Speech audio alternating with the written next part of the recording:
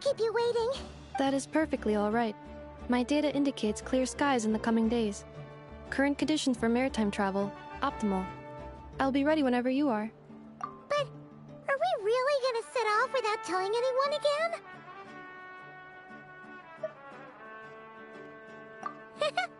Funny you mention it. You'll never guess who Paimon saw on the way over. Hey! You didn't seriously think we'd let you leave without a farewell party, did you? No chance.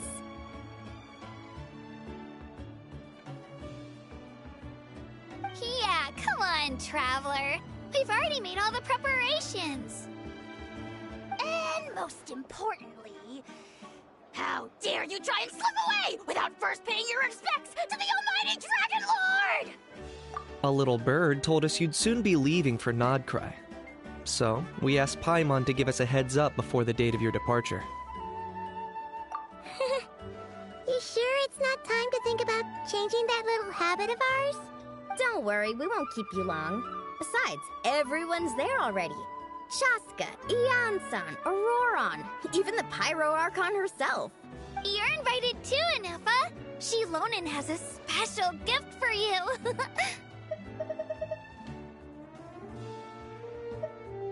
Accompaniment request accepted. Shilonen demonstrates excellent massage technique. My impression of her is exceedingly positive. Wait, so robots like massages too? Or is it just that Shilonen really knows how you're wired? Alright, enough with the chit-chat. Let's head to the venue. Woohoo! Party time!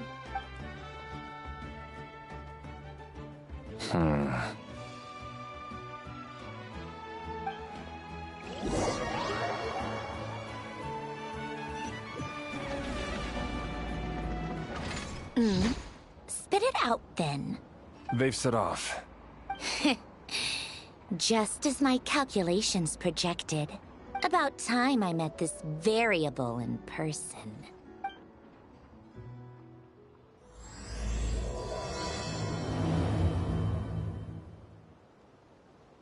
You know, every time we head to a new nation, there's always a point where it suddenly dawns on Paimon. This is it. The next chapter of our adventure has begun. This time, it was the moment she realized she just polished off the very last of her Saurus crackers. Should have stocked up better at the farewell party. In other words, Paimon has marked the geographic coordinates from 2 minutes and 40 seconds ago as the boundary between Natlan and KRAI. This deviates somewhat from the official coordinates stored in my database. Paimon meant more in terms of how it felt on a psychological level. Anyway, what about you, Traveler? When did it really sink in for you? Huh, that actually kind of makes sense. What about you, Inefa? Come to think of it, maybe we should be asking the other way around. So, when you came over to Natlan, what was the moment you felt like you'd left KRAI? In that case, probably when my sensors could no longer detect the moon's power. The moon? You mean, that one we can all see in the sky? Negative. I was referring to... Oh, wow!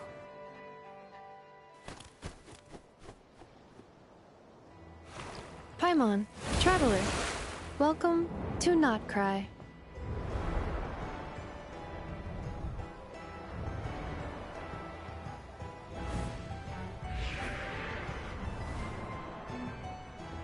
We're here, lads. Not KRAI. That must be Nasha Town up ahead. That...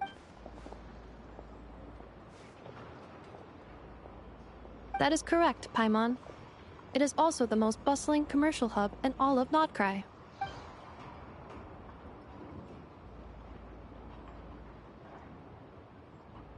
Oh, sounds like the perfect place to start local specialties. Huh?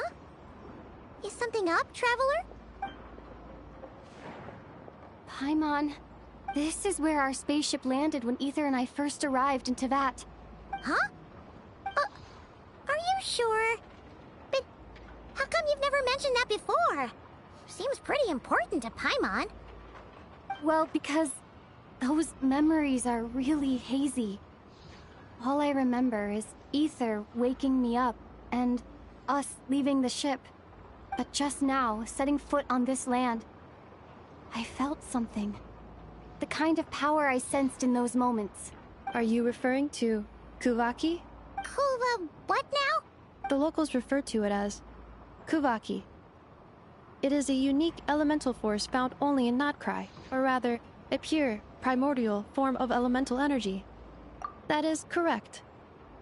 Another similar concept I have found in my database is the primordial sea. Legend has it that long, long ago, the moon that shines in the sky above us once rose from the land of Notcry.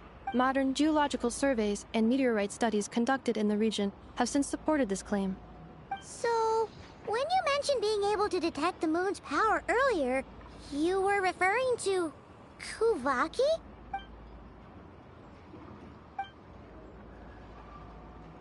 Wait, Traveler, you're saying we might actually find your spaceship here? Do you still remember where it landed? Notcry is surrounded by the ocean. In other words, it could have been anywhere along its coastline. Negative. Description still lacks sufficient detail to pinpoint target location. Hey, it's okay if you can't remember everything right away. After all, it's been a really long time. Let's just do what we've always done, and keep searching as we explore. Besides, what have you got to fear with your sidekick Paimon still here? I'd be more than happy to help you out as well. Our pleasure. Anyway, just knowing that your spaceship's here in Notcry surely counts as a big step forward, huh? Like we've crossed another boundary? Paimon couldn't have put it better herself. You sure are a quick learner, Inefa.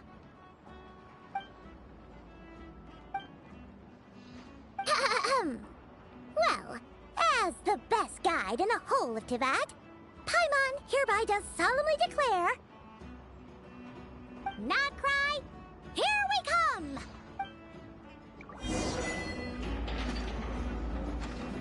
Review notice.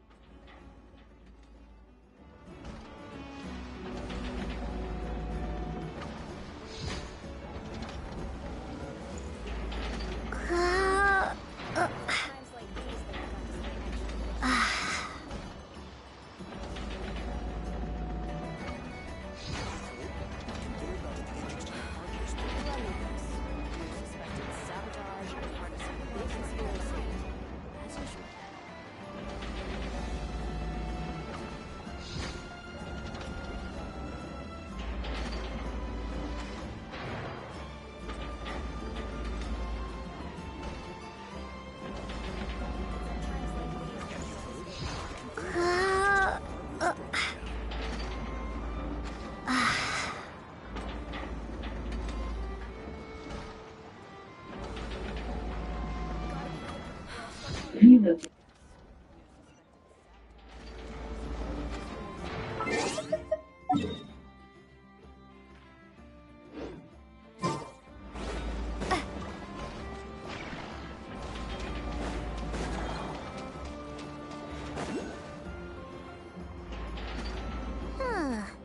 It just occurred to Paimon. If we were looking to put out a missing spaceship commission, or to learn more about Notcry, wouldn't it make sense to drop by the Adventurers Guild? The guild is located in Nasha Town. Simply follow this road, and you'll reach it.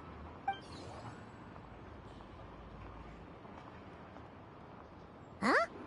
What in Teyvat is that? Looks kinda like a Sealy, floating around in the air like that. That is a Kuhenki, a species unique to the land of Notcry. A Kuhenki? Does she have something to do with the moon, too? Indeed it does. According to the Frost Moon Scions, The indigenous inhabitants of this land, the Kuhenki, are said to be familiars of the moon goddess, leading those who walk in the moonlight's glow to things of great importance.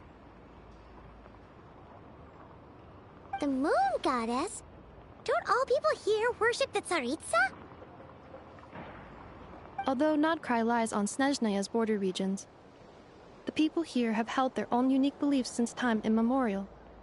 As I mentioned, everything in this land shares a deep connection with the moon and the sky above. The beliefs of the Frostmoon Scions seem to date back to the civilization of the angels.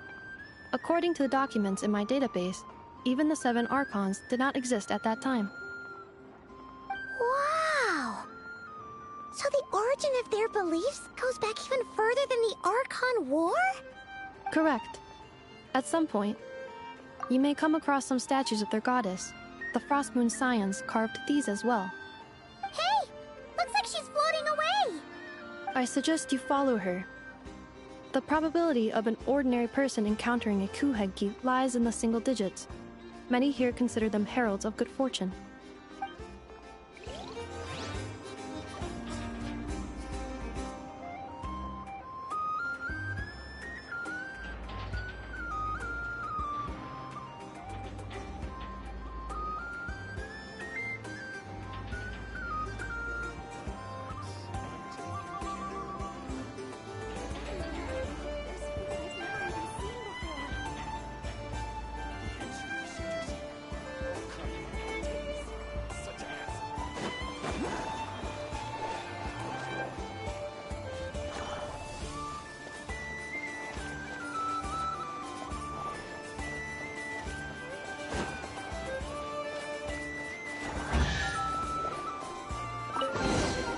Is this an answer from this world?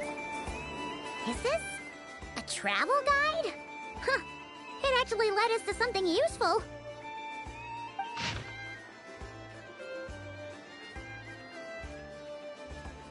Are there any particular points of interest? Oh, it all looks pretty interesting to Paimon. If we have time, she'd love to see, pretty much everything. Recalibrating route. If we keep following the current path, we will arrive at an area of scenic beauty. From there, we will be able to identify both the Adventurers Guild and several must-visit specialty stores. Yikes! Why is Paimon suddenly getting the feeling that if she doesn't step it up soon, Ineva's gonna put her out of a job?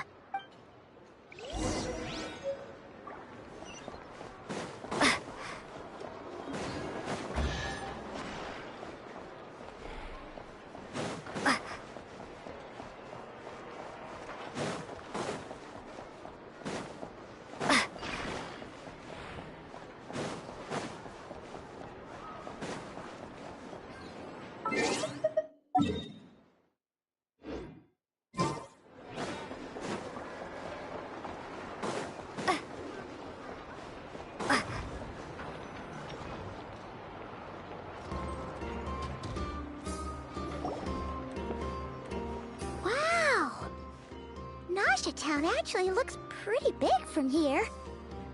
Feels a bit different than Paimon imagined, though. Which aspects in particular deviated from your expectations?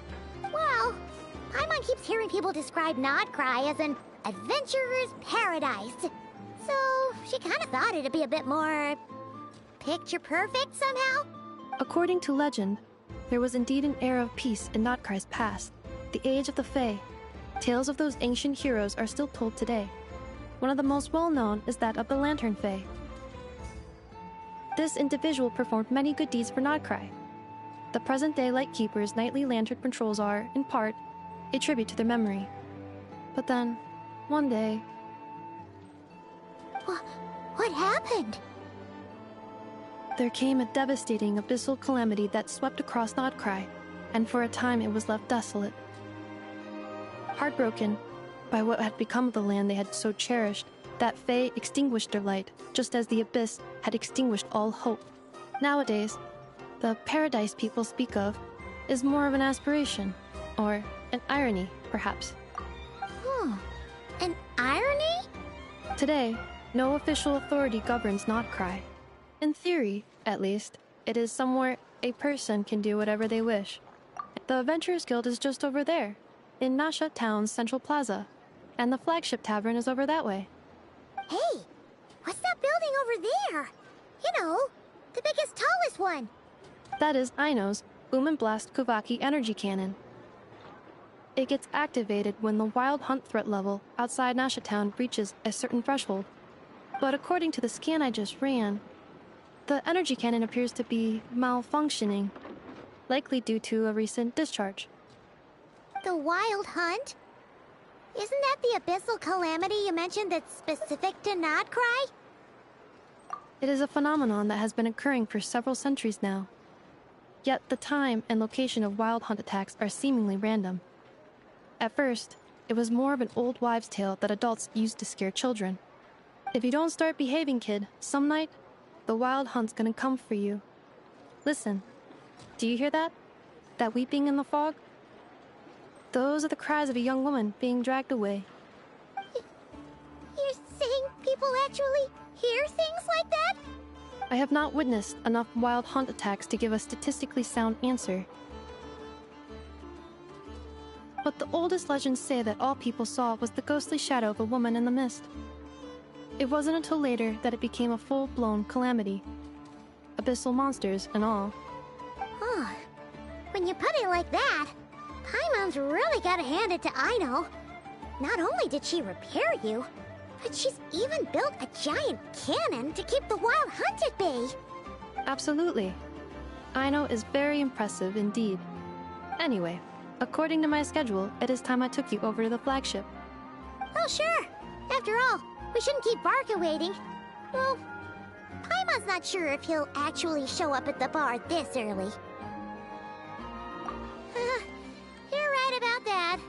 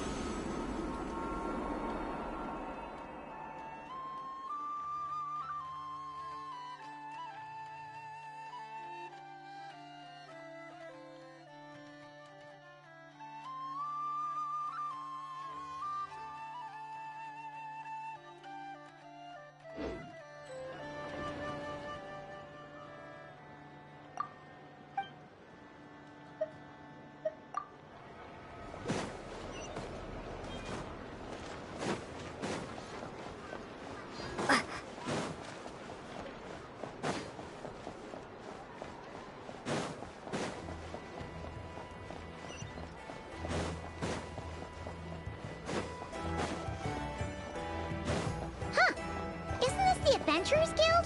Why isn't anyone here? Does that mean that Catherine and Nodcry actually gets to clock out? Anyway, let's come back later.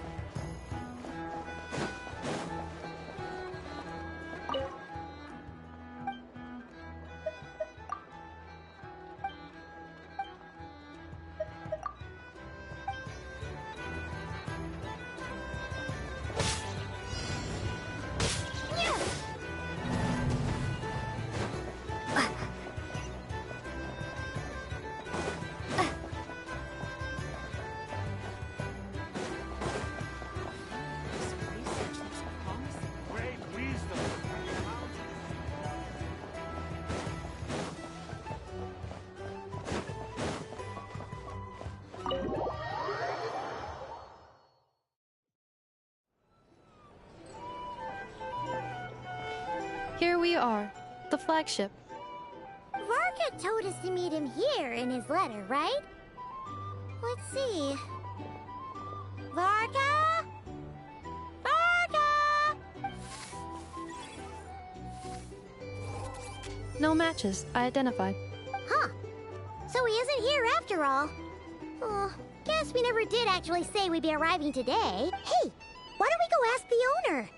If what they say is true, Varka's drinking prowess must have left quite the impression.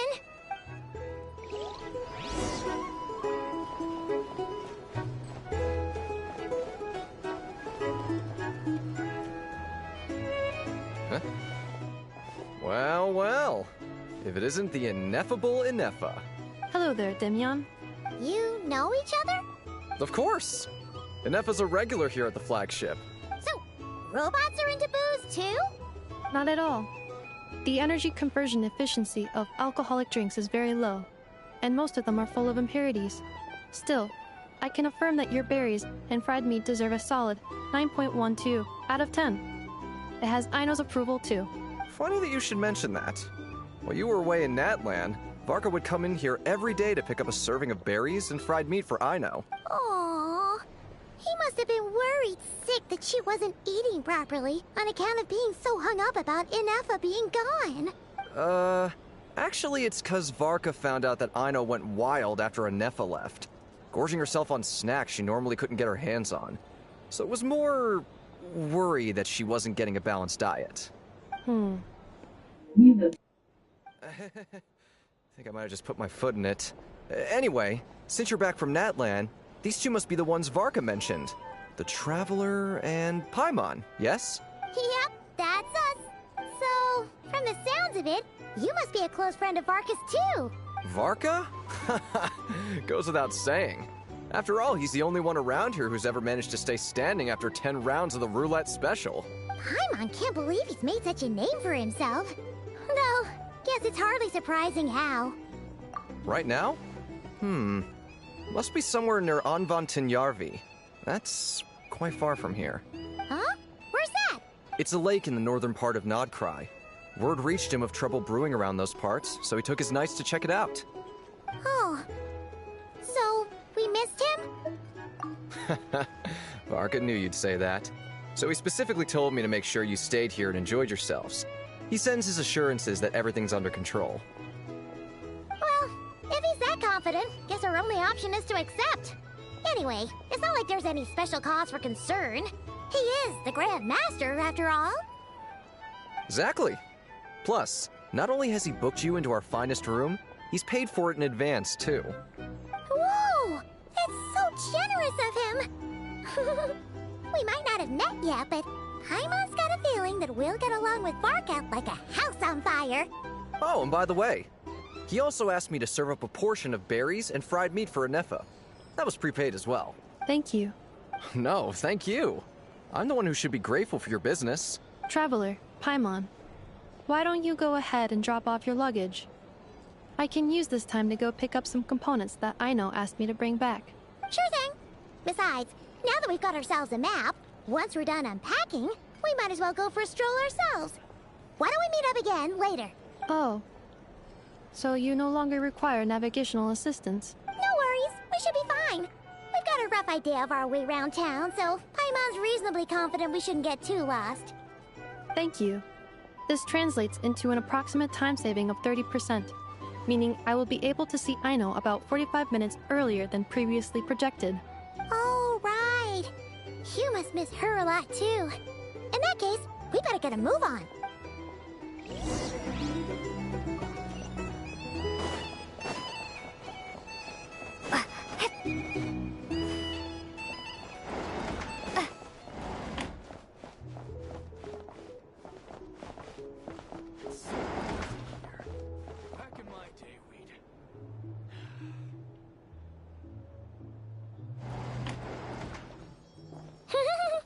Feels pretty nice having someone sort out our food and lodging for us, huh? But is this really the flagship's best room? It's pretty big, make no mistake, but it looks a little worn out, right? Though, to be perfectly honest, that feels right at home with everything else we've seen of Nasha Town. You mean it's got something to do with KRAI's history? Oh, that makes sense. But what exactly was this calamity?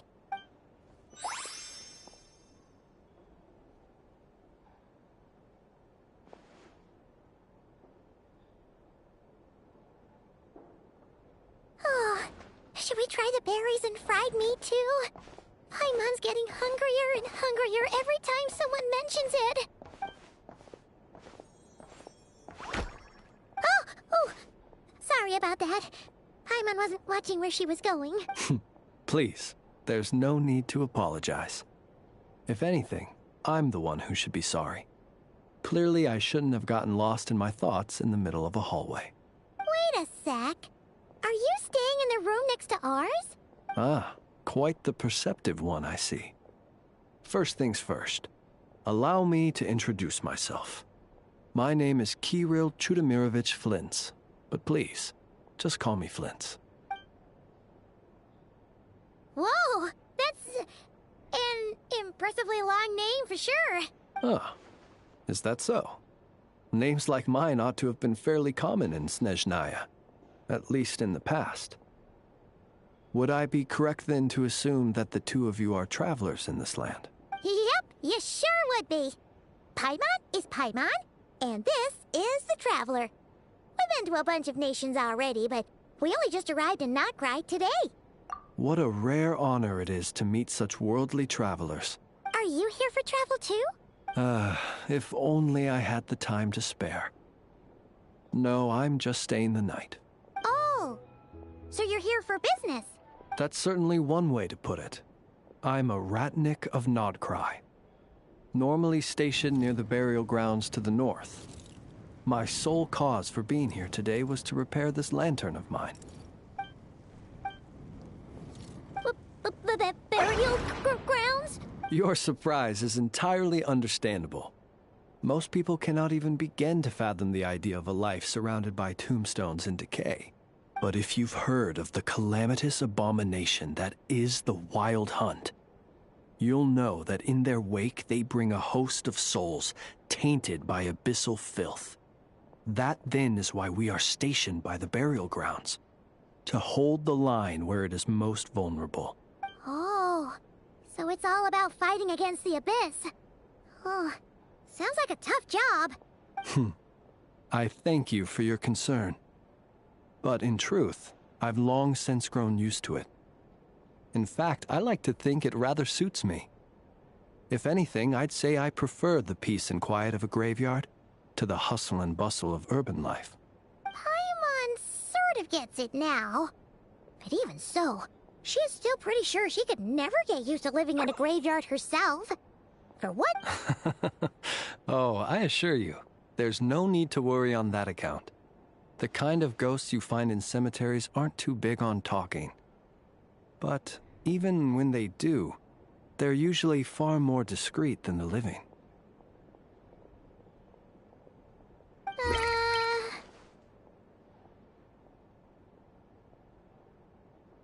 Well, would you look at that? Who'd have thought we'd end up chatting this long? Must have a lot in common, huh?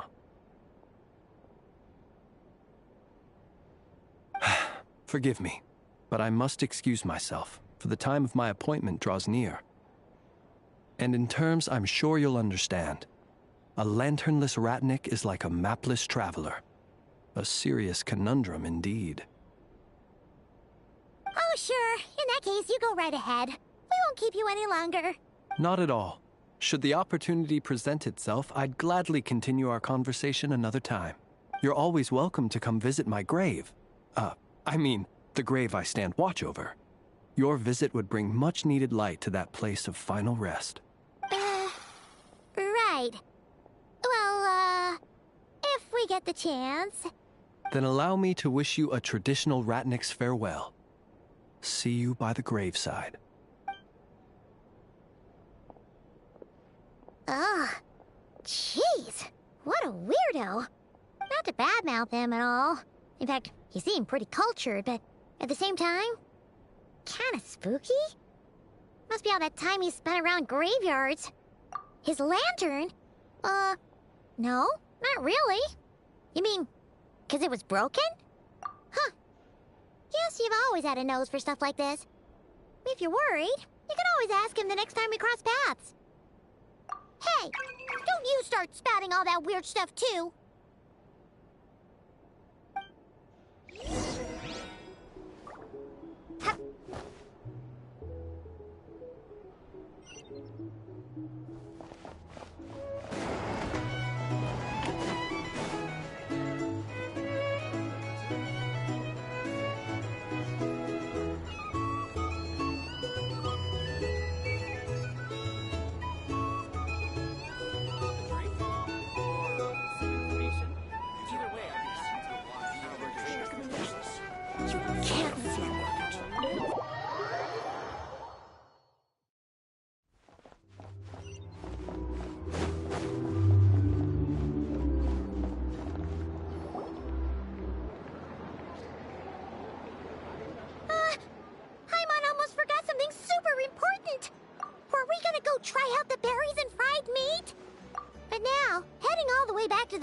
flagship feels like such a waste.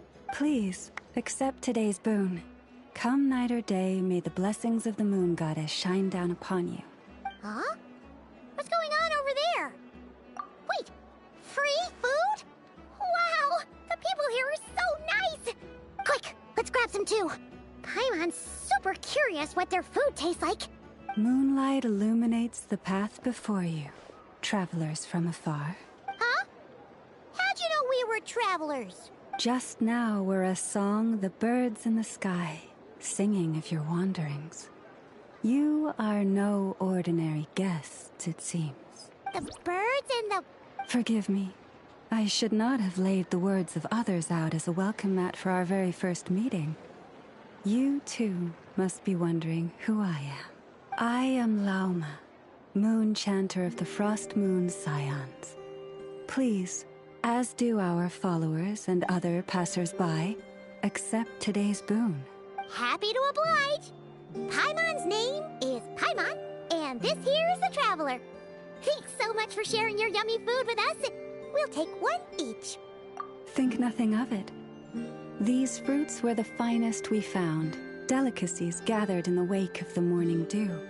It is my hope that partaking of them may lift your spirits to heights anew. The finest you found? Wow! That sure is kind of you, but wouldn't you want to keep those for yourselves? The first fruit of the harvest must be placed upon the moonlight altar, not as an offering to the gods, but as a spark for lost hunters. For it is the blade of the starving that darkness most easily corrupts. As perhaps you have already heard, we Frost Moon Scions revere and worship the moon goddess. We believe that together, virtue and compassion are the shining light that will lead us all out of the long, dark night. And now, with tides of haughty Fatui swarming into Nodcry, driven by greed, and greed alone, more than ever before, we must all unite under the banner of virtue. Ha! Look who it is again. Those unsufferably kind-hearted Frost Moon Scions. Got enough for us too? That's right! 2 servings each! We're starving over here! The Fatui!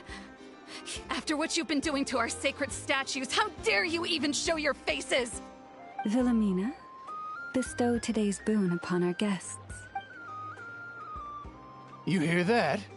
No slacking now. We'll have the very best you got. But, my lady, they... Please, you two, accept this meal. But remember this. Kindness is the first lantern left to guide those who stumble in ignorance. Come again? Let me finish. But should they still refuse to follow the moonlit path, then... You! Hey, look who it is. Whatever. Just you wait. We'll be coming for you next.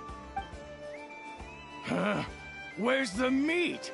Who wants to eat this garbage? Those stooges really are the worst. Ever since they came to Nodcry with all their weird equipment and built that so-called experimental design bureau, our lives have been turned completely upside down. Judging from how they reacted just now, it seems the Fatui already know who you are. Well, we have gotten in their way in pretty much every nation we visited, so we're probably at the top of their blacklist by now. I see. Then, on behalf of the Frost Moon Scions, I thank you for the goodwill you have shown us. Because if they had gotten ahead of themselves just now, I'm sure you would have stepped in to help. Just as the birds and beasts put it, your arrival heralds joy to us all. Besides, for a weary traveler far from home, what better respite than to bathe in the moonlight? You will always be welcome at the Frost Moon Enclave, the place we call our home. May we meet again in the moon's gentle glow. These are delicious! refreshingly fresh. Those two Fatui wouldn't know a good thing if it came up and bit them on the shoulder. Looks like Anefa isn't done with her shopping yet, and the Adventurers Guild is still empty. Where should we head next? Good idea. Wouldn't want to let the Kuhenki down, after all.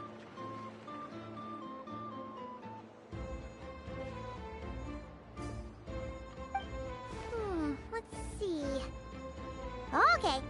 Paimon's got our route all figured out. So, all that's left to say is, don't fall behind.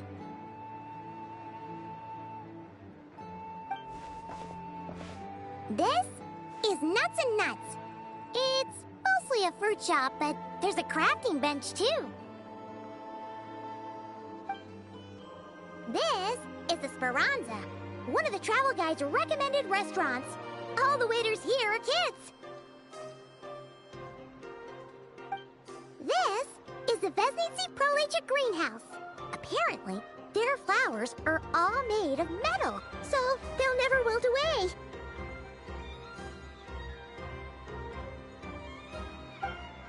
And this is the Rossum Workshop. If you ever need a weapon made, this is the place to go. And over here, they've got a super tall observation deck. Whoa! Take a look at that! You can see really far out into the distance. That way's north, and that looks like something built by the Fatui? And then over there to the west, that must be the place Lauma mentioned, where the Frost Moon Scions live. So, what'd you think? Even if Anefa kinda stole her limelight earlier, this just goes to prove that Paimon's own tour guiding skills aren't too shabby either, right?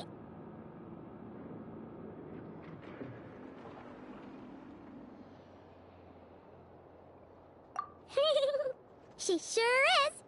It'd take hundreds of years of practice to beat the best tour guide in all of Tibet. Huh? Look! There must be someone at the Adventurers Guild now. There's already a line forming outside. Looks like we'll finally be able to ask about your spaceship. Oh, or was there anywhere else you wanted to stop by first? Where? Which one are you... Oh... Now you mention it, Paimon's noticed it too. Ugh, better not be who she thinks it is.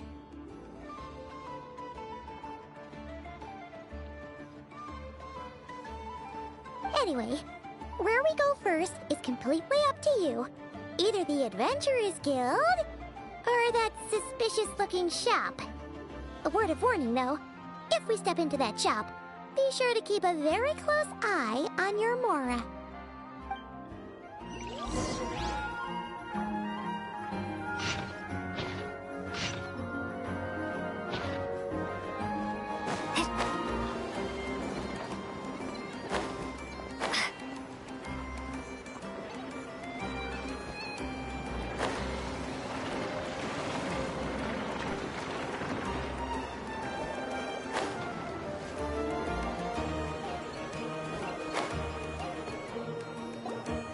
Lucky us! The line seems to be gone now. Come on, let's go say hi to Catherine. Hey, Catherine, we meet again.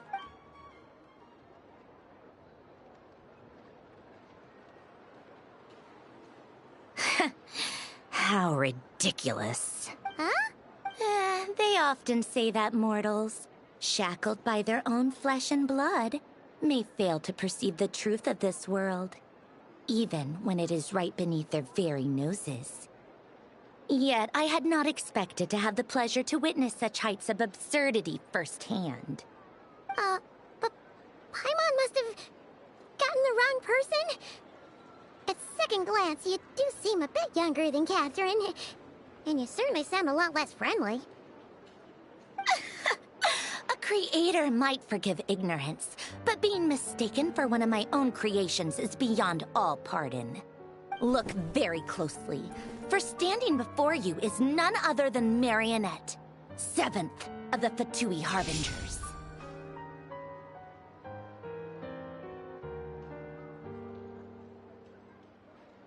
A Harbinger?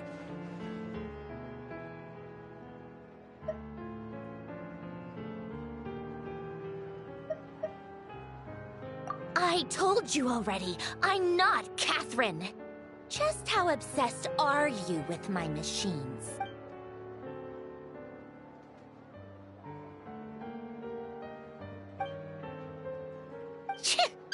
Today's encounter is merely a courtesy call. A friendly warning, if you will. You interfered with my work once before, with that little robot. I let it slide. After all, it was nothing more than a distraction, a side project at best. But we are in Nod KRAI now. And as such, I strongly advise you not to stand in the Fatui's way. Otherwise, the next time we meet, I might just have to drop all this meaningless etiquette. Oh, please. You've got some nerve coming out with barely veiled threats like that. You're the one stirring things up here. Oh, perhaps you have misunderstood. Just because Nod KRAI lacks a ruler at present, that does not mean it should not be ruled. We Fatui are simply establishing a new order. Yeah, right. We're like shady experiments, judging by your massive creepy research facility. I've said what I came to say. What you do next, only you can decide. So why don't you start by using your already limited processing capacity to calculate your even more limited options? And, being the refined young lady that I am, I shall indulge you just this once. Ad Astra Abasask. Welcome to Nod KRAI, Dominion of the Fatui.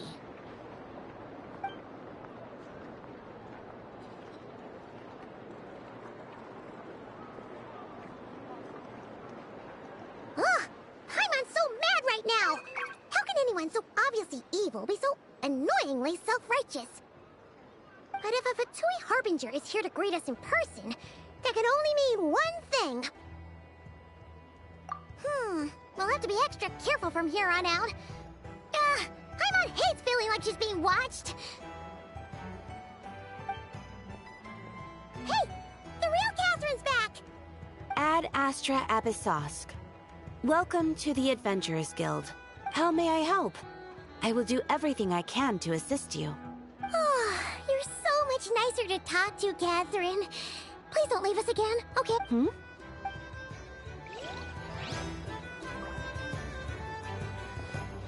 Ad Astra Abyssosque. Welcome to the Adventurers Guild. Ah, Traveler. You have come at just the right time. I have something for you. You're certainly very familiar with the kind of work we do. But I'm afraid this has nothing to do with any of the above commissions. Please take this brand new Adventurers Guild notebook. The Adventurer Handbook is for recording details of your completed commissions and intel on all sorts of monsters. Whereas this notebook is for recording the marvelous people and wonderful events you encounter on your travels. I hope it will be of help to you. Anyway, that's all for now. My commission is complete. Safe travels, Traveler. Ad Astra Abyssosque.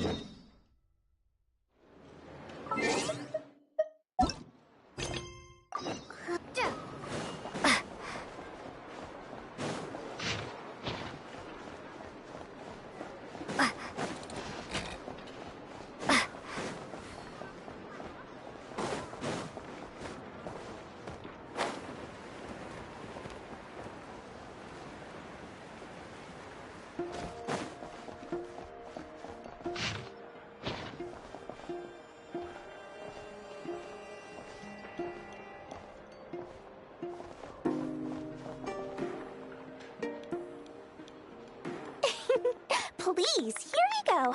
And if you ever need anything else, don't forget to make the great Lord Sangama Bay your first port of call. Oh dear. So it is the real deal. Of course it's the real deal. Everything you'll find here is 110% real, meaning every one of my deals is as real as a deal can... Wait a minute. Well, if it isn't my two most valued clients. And with no small thanks to your munificent patronage. Come. How could you just sneak into Not Cry like this without telling your dear Lord Sangama Bay? If I'd known earlier, I would have made an absolute pulled out all the stops to ensure that your boat ride over was as comfortable as humanly possible. Thank the Archons we didn't tell you. Oh, come now. You know as well as anyone how impeccably and conscientiously above board I am when it comes to doing business. Well, regardless of whether that's true or not, the main issue here is that we had no idea you had a branch in Not Cry. A clever merchant always has a backup plan, or two, or three up their sleeves. As the saying goes, a rabbit with many burrows fears not the hunter's arrows. A merchant with stores galore hears no debtors at the door. Since you're both here in Not Cry, would you care for some of my finest local souvenirs? Whatever you're looking for, I have it. Or if it's Sumeru you're missing, I've got that covered too. We literally just arrived. Do we look like we're on the hunt for tourist trinkets to take back for our friends? My, your high-minded tastes never cease to impress. In that case, I know just the thing. You must be on the hunt for something like this? What's that? Your hat? Information, of course. Information about Not Cry, locked securely in the otherwise impenetrable vaults of the Lord Sangama Bay's brilliant mind. I knew it! I just knew you'd appreciate the value of my wares. On the back of all our pleasant dealings in the past, I'll even take a hit by throwing in some insider info for free.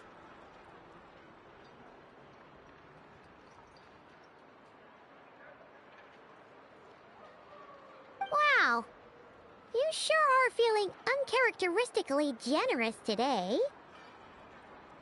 What do you mean by uncharacteristically? I am the most generous person forget it. Anyway, the long and the short of it is this.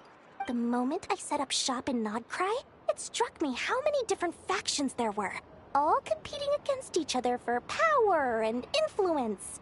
Well, as they say, there's no time for business like a crisis. Things got even more turbulent after the Fatui pulled down 2 ancient moon's remnants. People began to catch a whiff of the coming chaos. And the more troubled the waters, the greater the potential profit. Not at all sorry to interrupt, but we're not here for Mora. Oh, really? But surely it was the tales of an adventurer's paradise that brought you here.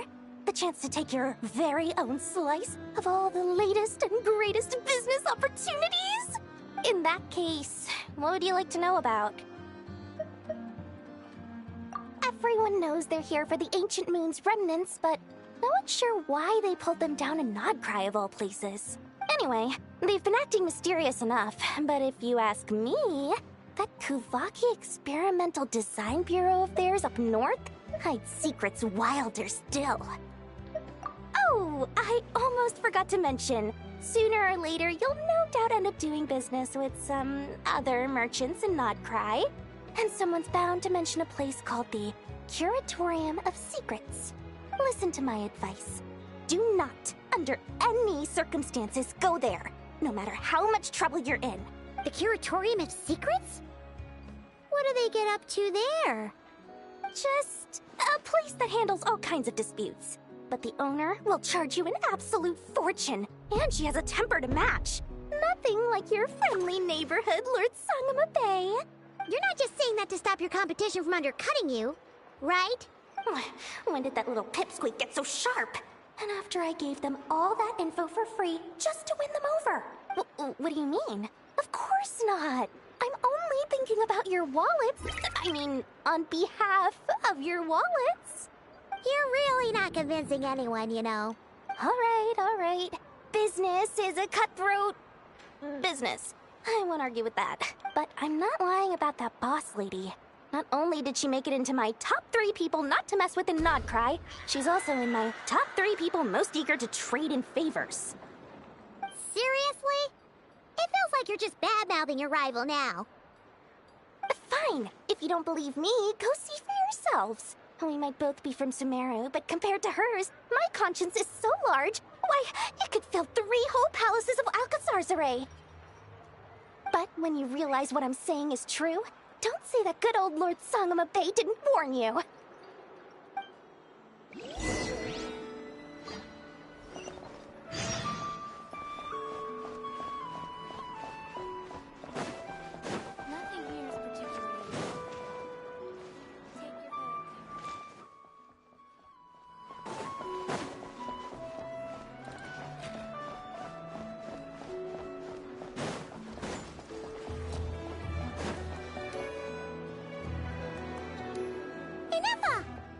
Hello.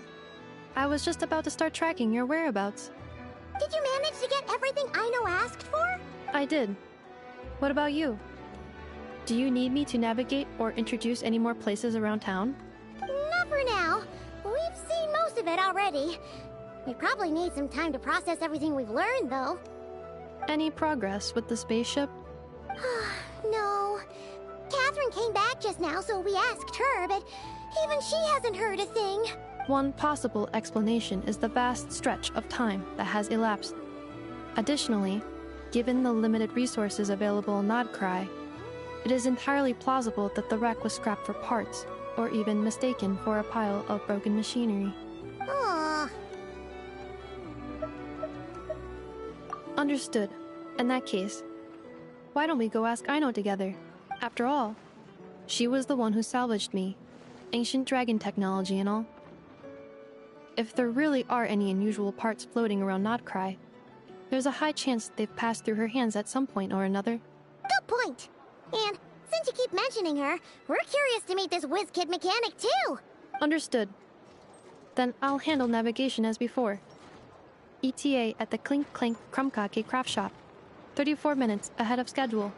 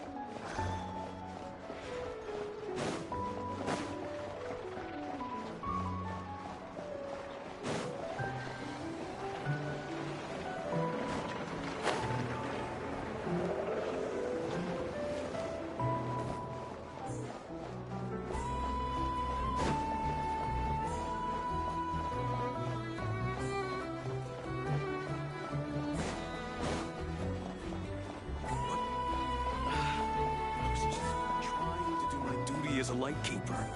Use your head, kid.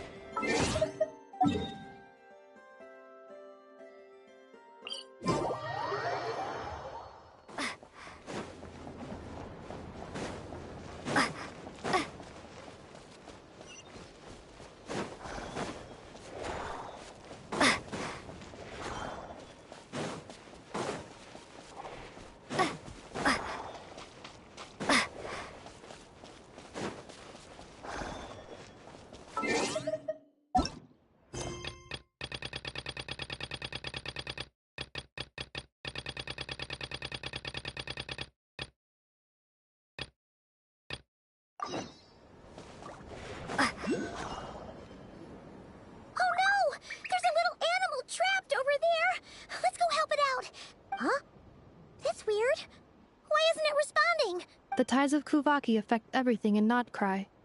So much so that many creatures have evolved a kind of dependency upon it, growing stronger or weaker as it waxes and wanes. This little animal must have been caught here unprepared. So you're saying we need to use Kuvaki? Paimon will leave it to you guys then. Don't be scared! We'll get you out of there soon!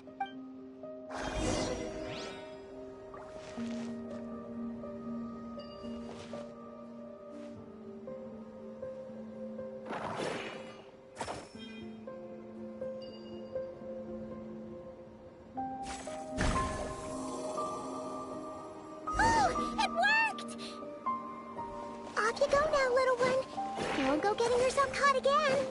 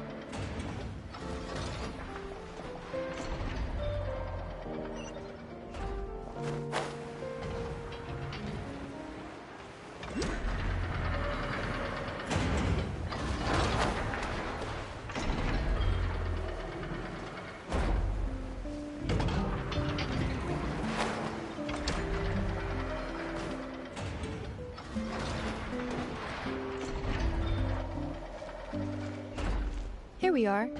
The place Aino and I call home. Whoa! So many machines that Paimon's never even seen before. And then there's all these little robots. Did Aino build them all? That is correct. It looks like Aino has created 3 more little bots since I've been gone. Aww. Well, you were gone for quite a bit. She must have missed you. I missed her too. I want her to see what I've become. Well, let's not keep her waiting any longer then. Come on!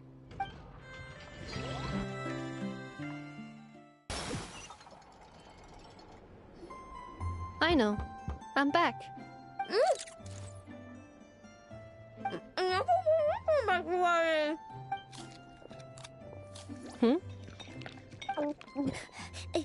Ineffa? You're back significantly earlier than I expected. Like, a whole 30 minutes at least. Everything went very smoothly, which saved me quite a bit of time, so I know. Could you turn around for a moment? I know. I've been on my best behavior the whole time you've been gone.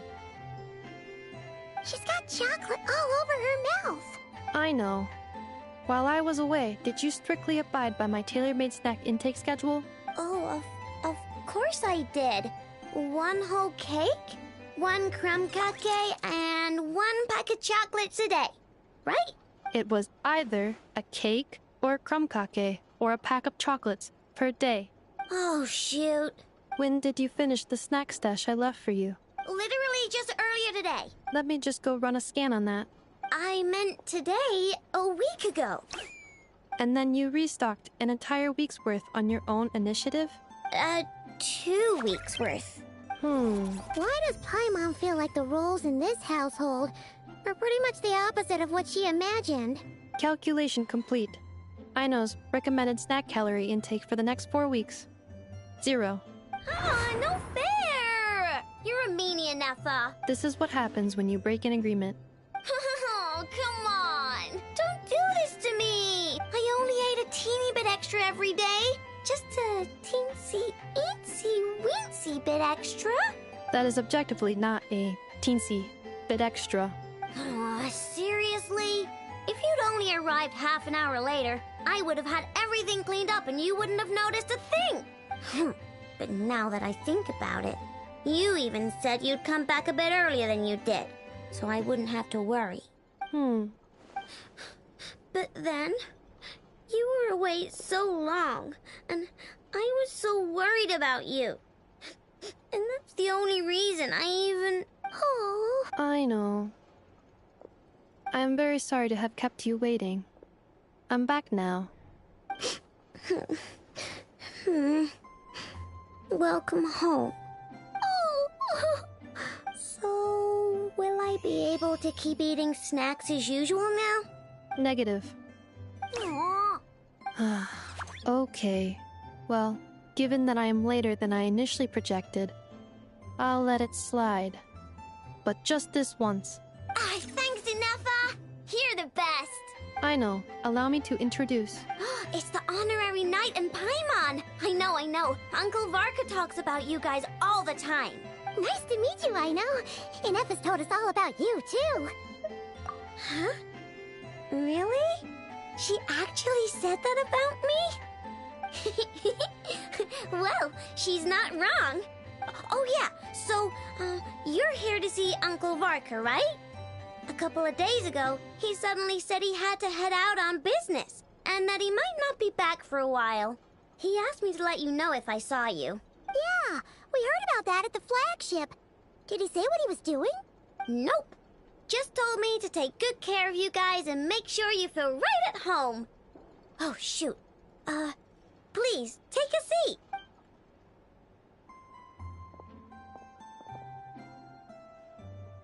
Do either of you need my help with anything? Anything at all? After all, I'm the head of this household. Sure wouldn't know it from that snack tantrum she just threw.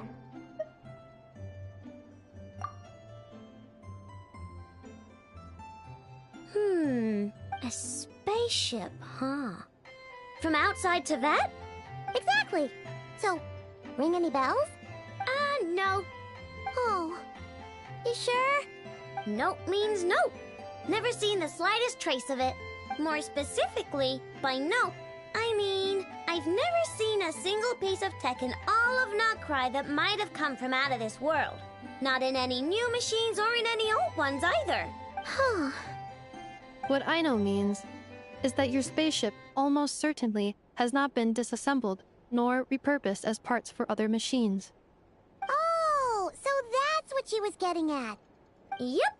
I've taken apart pretty much all the fun stuff in this city at one point or another, but I don't recall ever seeing any components that were anywhere near that special. So, either your spaceship crashed somewhere it's never been found, or someone did find it and then hid it really, really well. But who would even do something like that? Beats me. Maybe someone who thought they could stash it away for a rainy day. Just like how I sometimes hide snacks in the... Anyway... Long story short, I definitely haven't seen anything like that.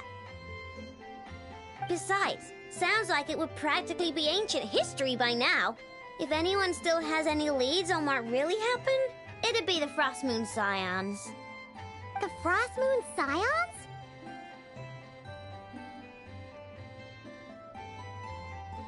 Huh? Haven't heard of them yet? Didn't Inefa tell you about their rituals? There wasn't enough time to delve deeper into their history and traditions. What kind of rituals are we talking about? I've never actually seen them myself.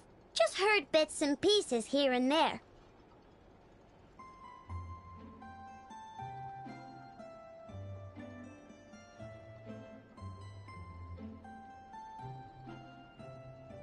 They say that each of their moon chanters has had access to an ancient relic that lets them see the true past.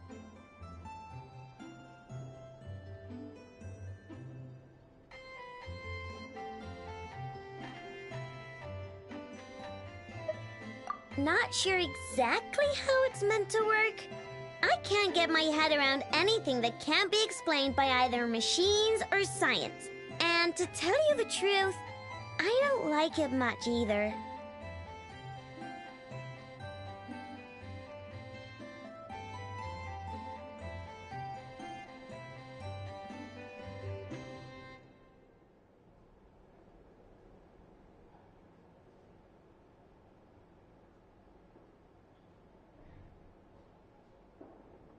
Looks like we'll have to try our luck with the Frost Moon Scions.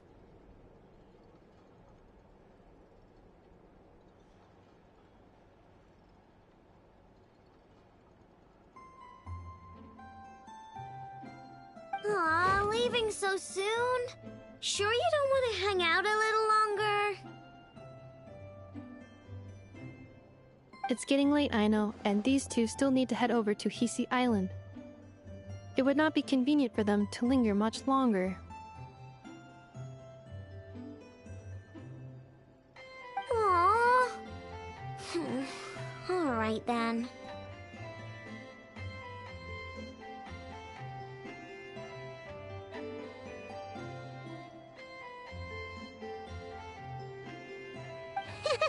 Don't worry, we'll be sure to drop in on you as often as we can.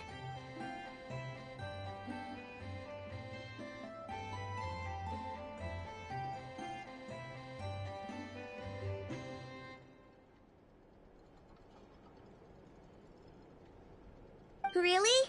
You promise?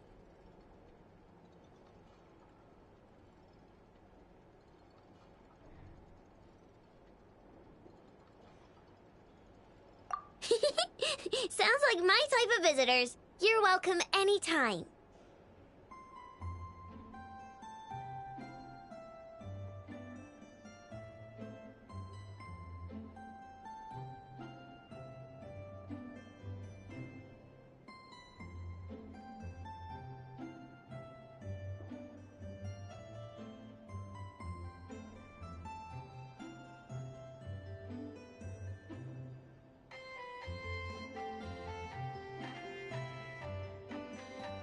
I'll be staying to look after Aino today, so I won't be going with you.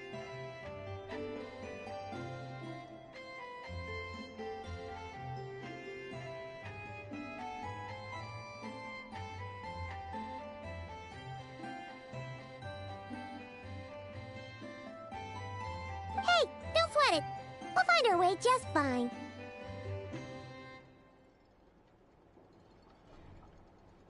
I'm glad to hear that. Also, I must admit, I have very much missed the charging bed that Aino made for me.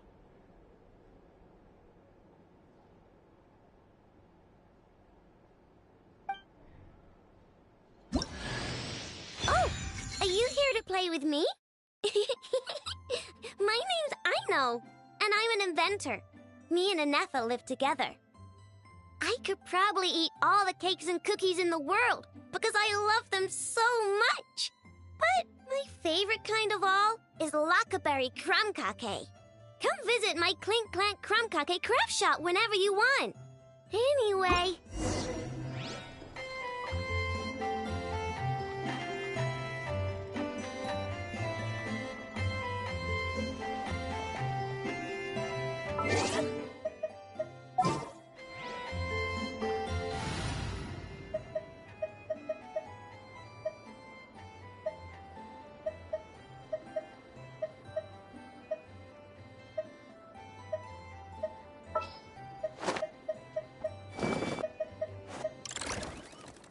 Aino? Present!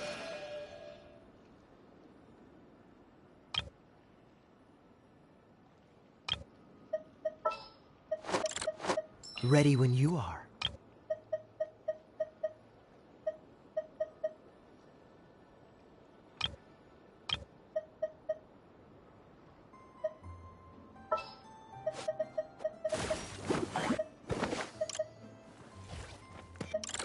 Yay! Playtime!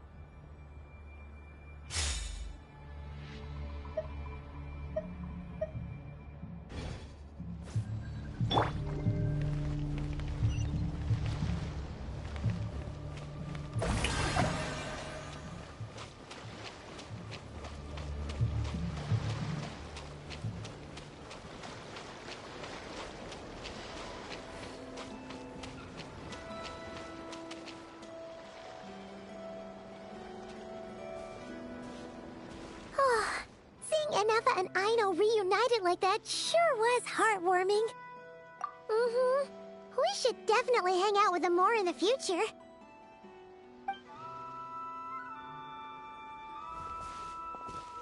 Speaking of homes, we must already be close to where the Frost Moon Scions live.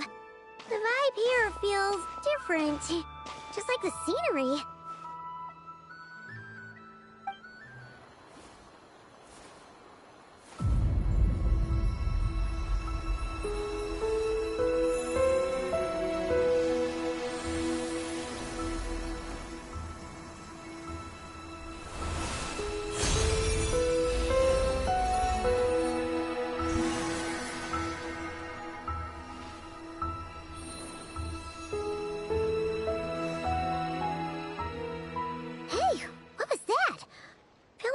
Sort of breeze blew by, and then the petals suddenly turned into... Huh? Is that a Kuhenki? She looks different from the ones we saw before. Hey there! What's your name? Huh. Doesn't seem able to speak. No idea what she wants. Unless you want to stop, maybe we should just keep moving?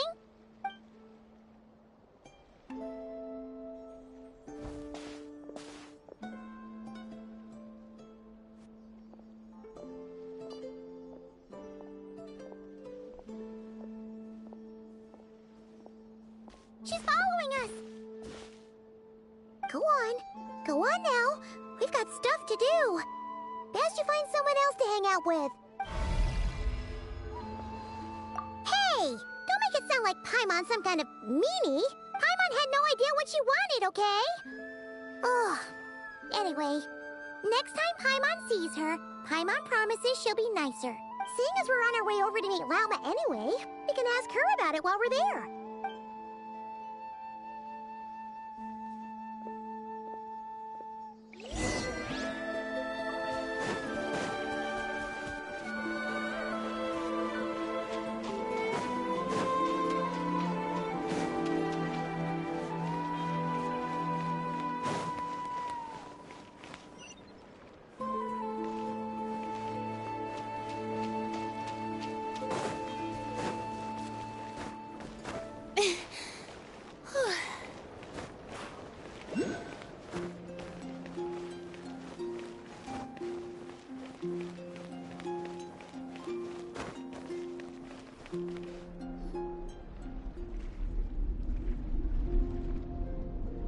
Huh?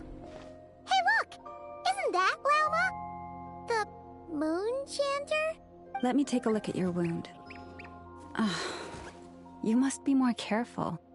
Doesn't matter how much of a rush you're in, your safety always comes first. Oh, you're back too. How was your day? You what? Those two Fatui? The ones who were causing trouble in Nasha Town? You went to teach them a lesson? And you put that in their food? You naughty little thing! How could you do that? They didn't notice. That's not the point. You mustn't do that again, okay? Next time, at the very least, bring a few of your friends along too. You'll be an easy target if it's just you on your own. Hey, Lauma! Still remember us? Oh, it's the Traveler and Paimon, isn't it? Welcome to Hisi Island. Not at all. Those who come with kindness in their hearts are always welcome with the Frost Moon Scions. Were you just talking to those animals? I was indeed.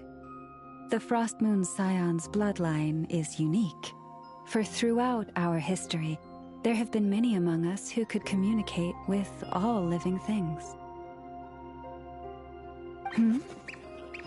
What was that?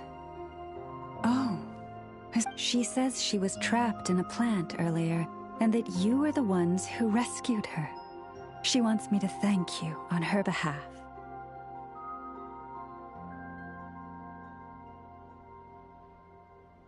Oh, it was nothing. Barely lifted a finger. If you both are free, why don't you join us at the Frost Moon Enclave for dinner? Consider it a small token of thanks for your kindness. We'd love to! And actually, we had something we wanted to ask you anyway.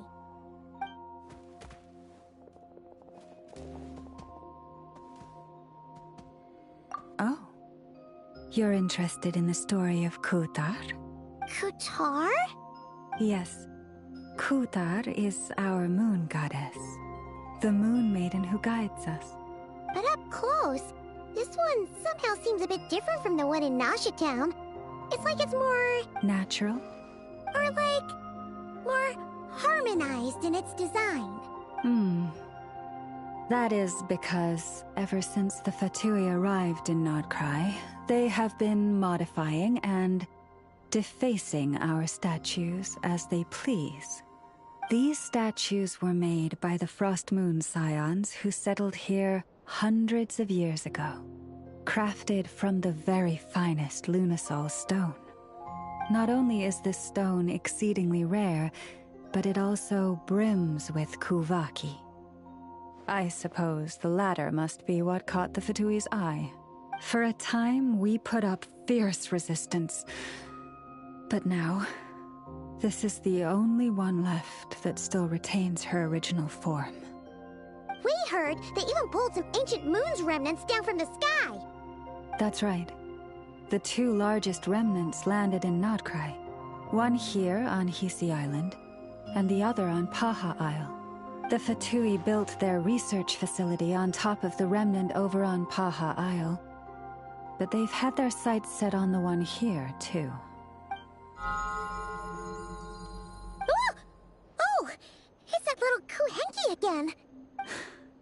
Surely that can't be. Hey! We've been wondering what was up with it, too. It just appeared out of some petals and hasn't stopped following us since. No, that is no ordinary Kuhenki. These we name Luonnotar, beings born from the moon goddess's blessing. Can you understand what it's saying? We honestly haven't got the slightest idea why it's been following us. I'm afraid not. I cannot fathom its thinking any better than you can. Sometimes a long time must elapse before the moon goddess's blessings turn into Luonnotar. Perhaps you two were simply there to witness that transformation. Oh, maybe. Legend has it that the Luonnotar bring good fortune. Given that it seems to have taken a liking to you both, why don't you let it come along with you? Really? Then you can start by helping us find some more treasure chests along the way. Capiche? Twilight approaches. If you would hear more of the moon's story, then let us make our way to the Frost Moon Enclave. Beneath the gentle moonlight, I shall share this tale in full.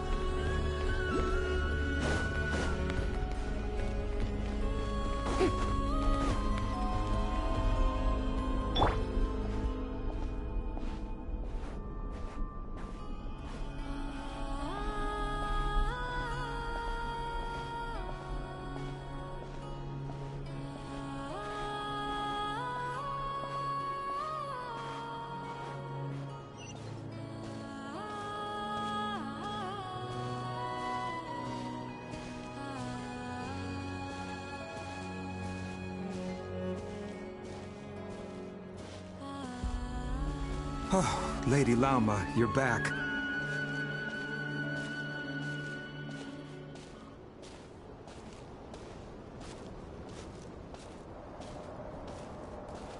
Come day or night, may the blessings of the Moon Goddess shine down upon you.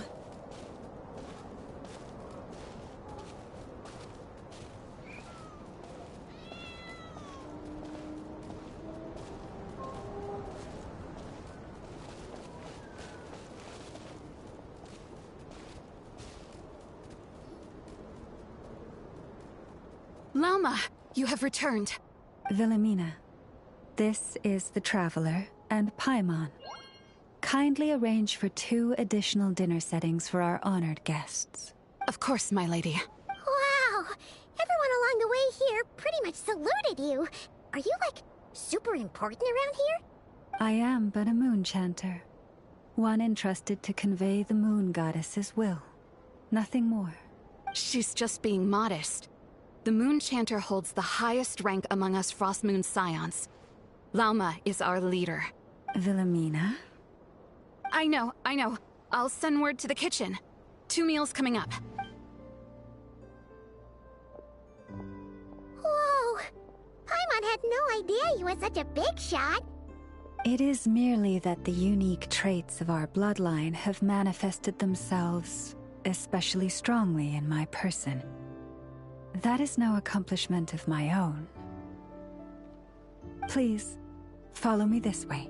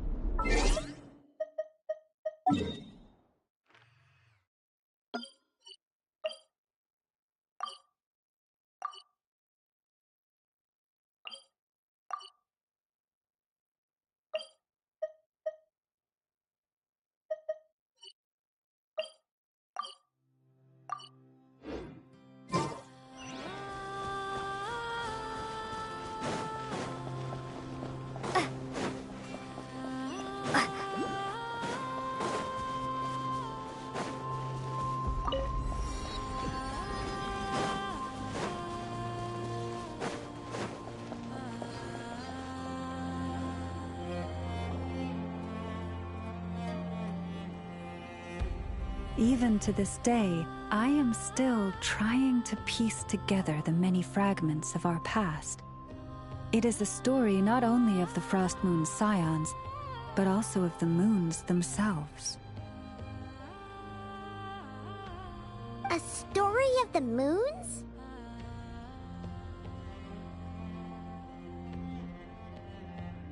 Yes. We Frost Moon Scions are the last descendants of the ancient golden realm of Hyperborea. Its former glory may have faded, but what remains is a memory uniquely ours.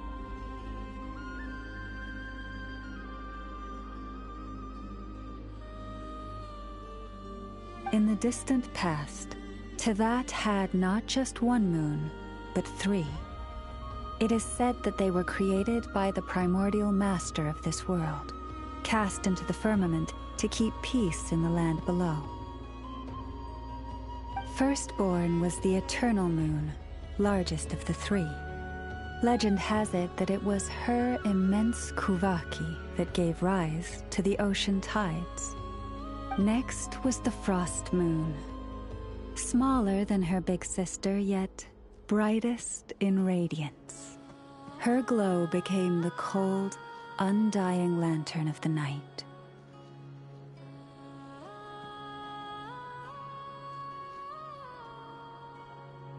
Finally came the iridescent moon, smallest of the sisters. Most of the time, her light was barely visible to the naked eye. Yet when she shone, her fleeting halos were all the more mysterious for it. Wow! Sounds like it all happened so long ago. So, what happened to them afterwards?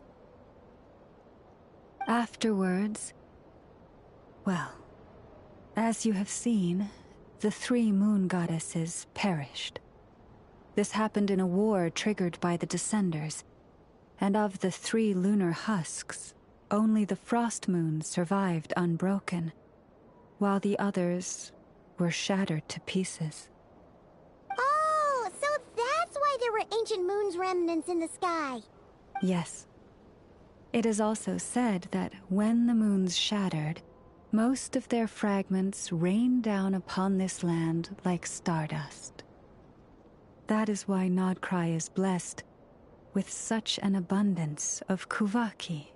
As for the remnant that the Fatui recently pulled down, that belonged to the Eternal Moon. Wait a sec. But you just said that 2 of the moons were shattered, so where are the remnants of the iridescent moon? The iridescent moon's remnants were never found. What happened to her after the war remains a mystery. Some say she vanished in an instant, while others believe that her remnants are simply too delicate to leave a trace. Yet, though the era of the Three Moons has long since faded into legend, successive generations of Frost Moon Scions have always passed down a prophecy that one day the Moon Goddess would return. And in the end, that prophecy did indeed come to pass, though not quite. Lady Lauma! Lady Lauma, are you there? Cappy, what is the matter? Lady Lauma, it's my daughter, Karina. Her illness. Take me to her, right away.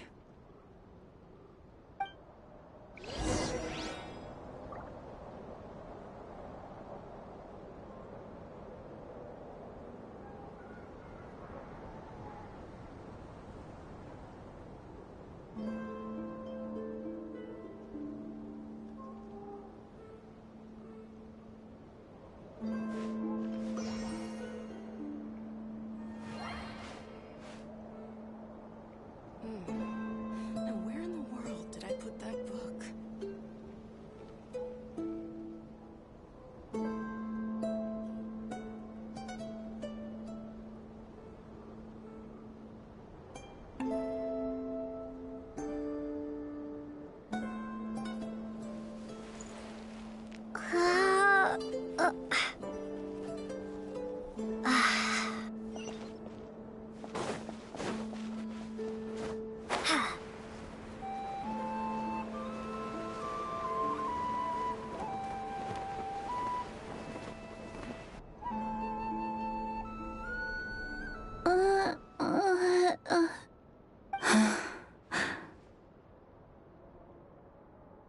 Her sensitivity to Kuvaki is flaring up again.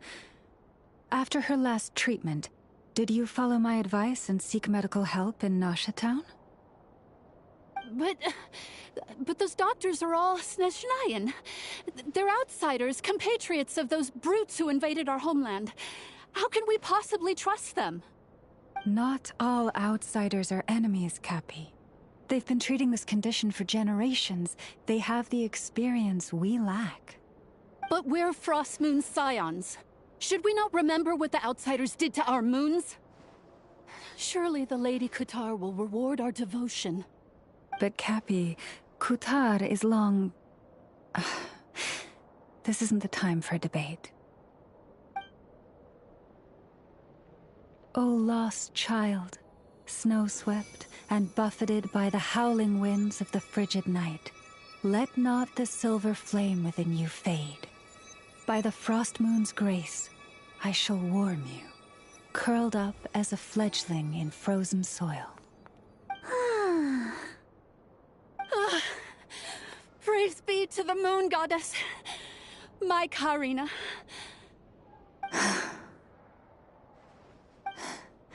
Remember, she must take powdered laka berries daily. It will ease her symptoms.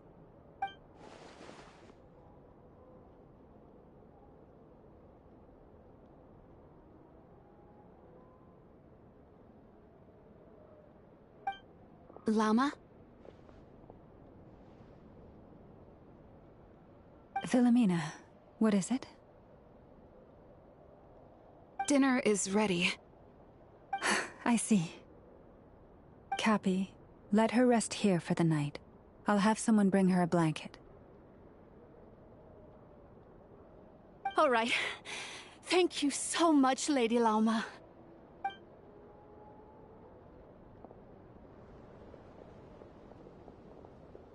Will she be all right? Yeah. If there's anything at all we can do, please don't hesitate to ask. Thank you for your kindness. For now, though, Karina should be fine. She'll be feeling a lot better tomorrow.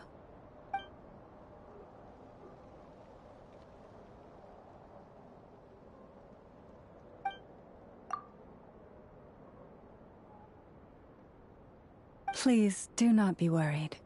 Come, let us head to dinner. I believe you still have some questions for me.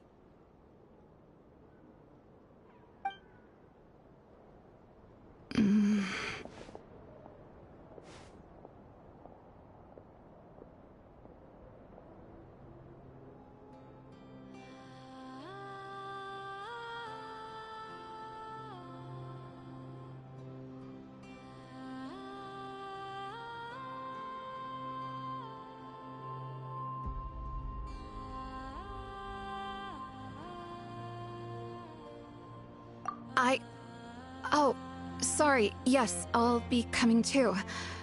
I was just thinking about something. Oh? Lauma makes such an unshakable moon chanter. Calm, capable, someone we can count on. Deep down, though, I know she's been quietly carrying the burden for the rest of us. Traveler, Paimon, believe me when I say that as a fellow Frost Moon Scion, I do worry about Lauma. It's just that sometimes it's hard to say it to her face. Could I ask you to look out for her? I can tell she really trusts you. Thank you. It means a lot. Sometimes I really admire her strength, but at the same time, I can't help feeling powerless myself.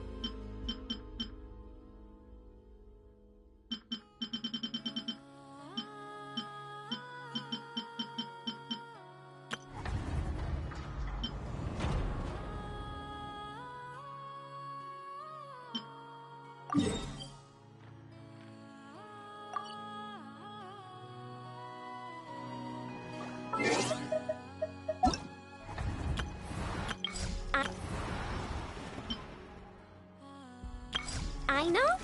Present.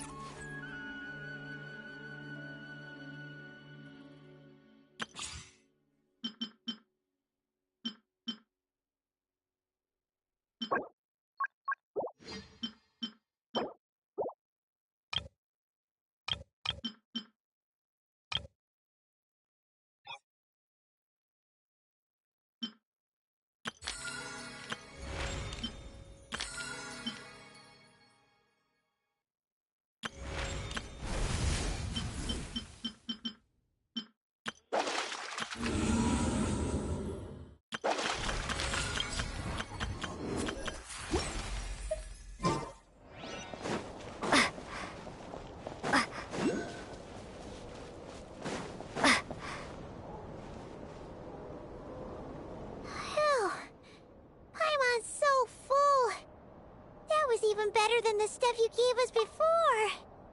I'm glad to hear it. Thank you for accepting such simple hospitality. Hey, we should be the ones thanking you. Seriously, that was seriously scrumptious. How did you even manage to finish it? This slop's barely edible. Then again, I guess that's what you'd expect from savages. It's you! Those rude Alpha Tui we just met back in Nasha Town! My sincerest apologies. If you found the food we gave you earlier difficult to swallow, may I suggest taking a deep breath and joining us? These delicacies might change your mind. After all, I suspect that your previous meal may have been tainted with something most unpalatable. Huh? What do you mean? Tainted with what exactly? With the bitter snobbery of those who call themselves civilized. Why, you... Looking for a fight? Sure, I'd be more than... Hold it! We're not here to brawl. Yet. We're here on official business. Orders from above. We're here to deliver the Frostmoon Scions a warning. Or rather, a final ultimatum. You have 3 days to hand over the relic and reveal the whereabouts of your so-called Kutar. If you fail to do so, the Fatui will immediately begin the cleansing of Hisi Island. Which, by the way, is the sovereign territory of the Tsaritsa of Snezhnaya. What insolence! Your demands are outrageous! For generations, this land has belonged to the... Dear guests, allow me to save you both time and trouble with a speedy reply. The Frostmoon Scions will never hand over anything to the Fatui. And to those who set foot on our land with ill intent, I say this. With your blood, we shall draw an inviolable line in the snow. That applies to you, too.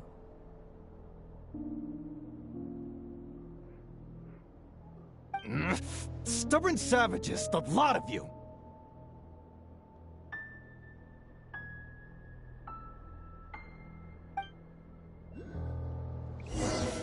Better hold down this time. Who's there?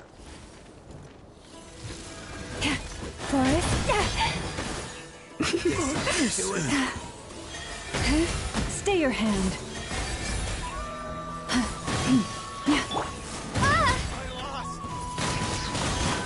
You're pretty sharp. You'll pay for this. Mark my words.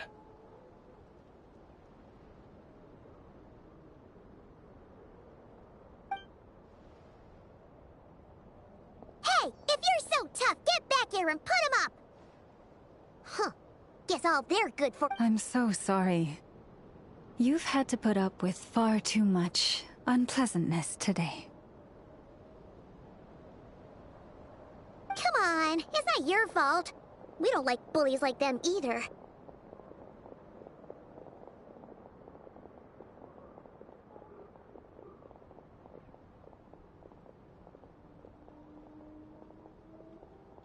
But still, they mentioned a relic and Kutar. What exactly could they be after?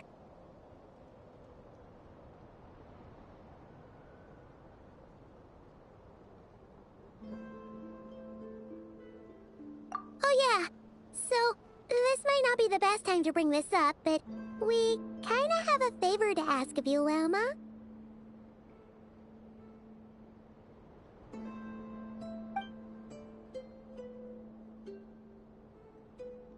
I see. So your questions concern the sacred relic too. Please, do not hesitate to speak your mind.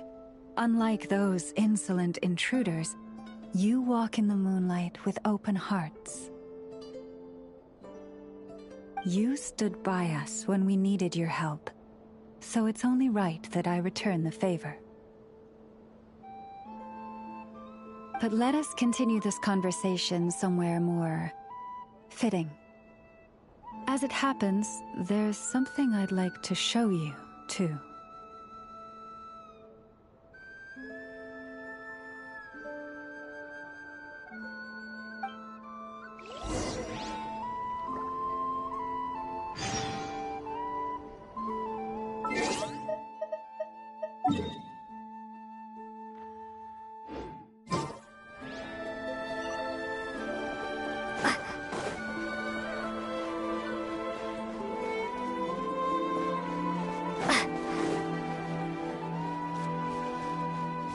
Whoa!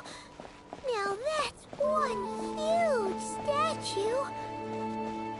This is the statue of our goddess, the Moon Maiden Kutar.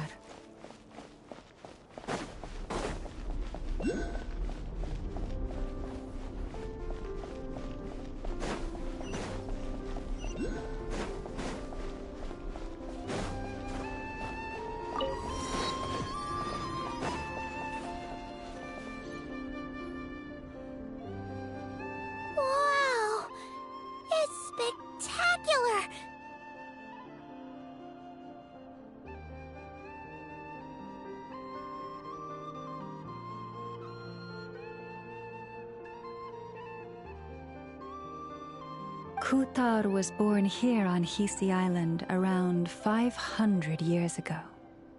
As it just so happened, a priestess of the Frost Moon Scions witnessed the moment of her birth.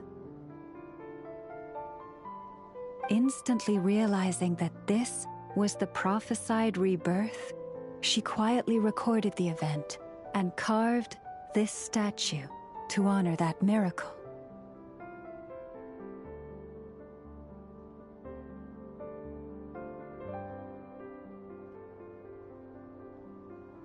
According to legend, Kutar's birth was accompanied by the sudden appearance of many Kuhenki, who wove the moonlight that bathed her into silken vestments fit for a goddess.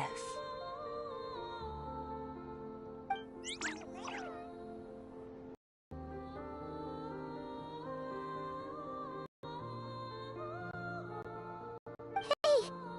It's like knows we're talking about it.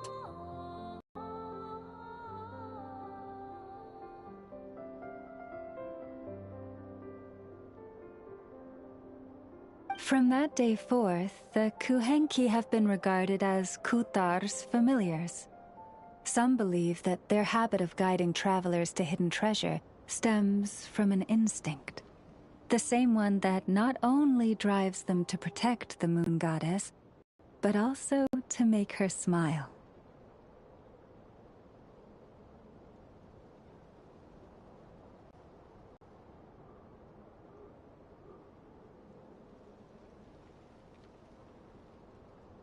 After all, according to the records, Kutar always looked lonely as she gazed up at the distant moon.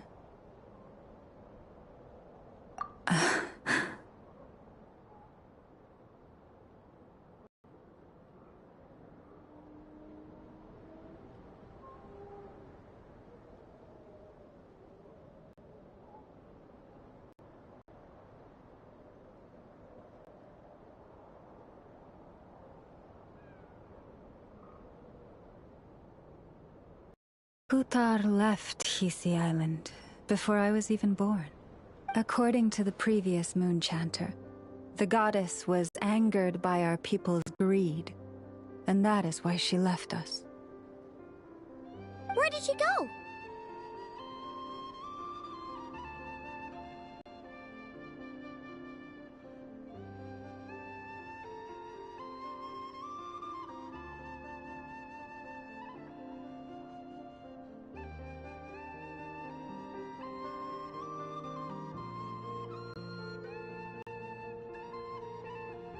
No one knows what happened after she left. But just a few months ago, after those 2 ancient moon's remnants fell from the sky, she was spotted on Hisi Island once more. And the Fatui have been harassing and threatening us ever since.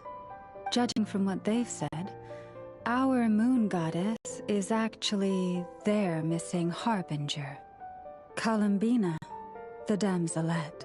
The damselette? But isn't she number 3 amongst the Fatui harbingers? So she's actually the moon goddess. Why would she join the Fatui then? That too is a question I've struggled with. But even at the best of times, understanding other people's choices is difficult, let alone those of a goddess.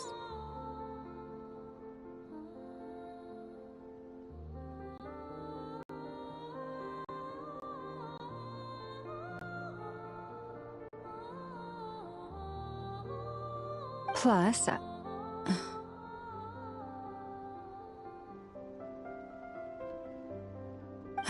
forgive me. There I go again, rambling on about our history. But you came here to ask about the sacred relic, didn't you? Honestly, Paimon's not sure which part she's more curious about now.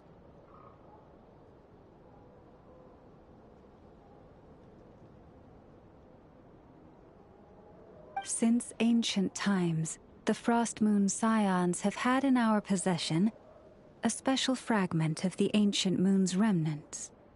A peace in which I sense a power unlike successive generations of moon chanters have all detected a divine presence within it. We call this unique remnant the Moon Marrow. We heard you can use it to see what happened in the past. What is it in particular that you seek from the past?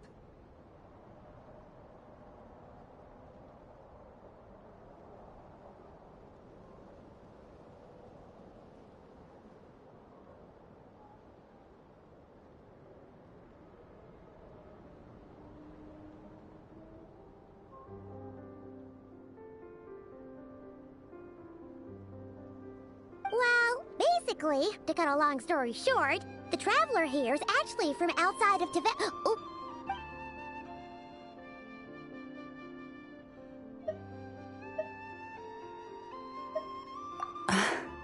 Thank you. Your honesty is a sign of your trust, both in me and the Frost Moon Scions. Unfortunately, though, I won't be able to use the Moon Marrow to shed light on your past just yet. Our people revere the Moon Marrow as a sacred relic. I'm only permitted to retrieve it from the secret chamber in which it is hidden once a year, on Moon Prayer Night. Oh, really? So, when's the next Moon Prayer Night?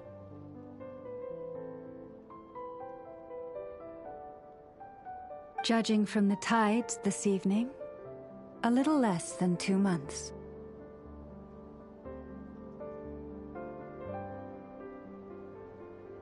Huh? Does that mean the date changes every year?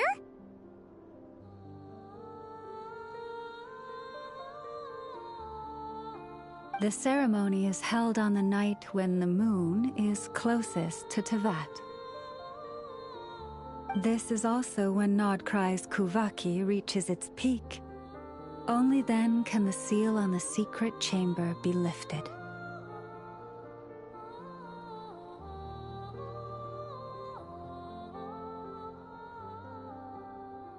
Oh, guess we've got no choice but to wait. I am truly sorry that I cannot help you sooner. But, as the Moon Chanter, I swear that I will do everything I can to help you find the answers you seek. Think nothing of it. After all you've done for us, you deserve nothing less. Who'd have thought today was only our first day in Nodcry? Feels like so much has happened already.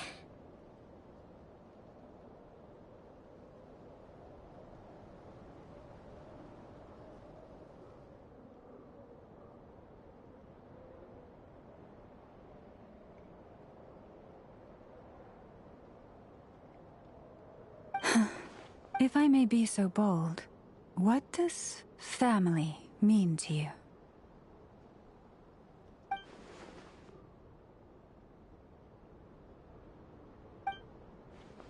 If you are aware of something, a secret that could hurt your family, would you be honest with them? Or try to hide it?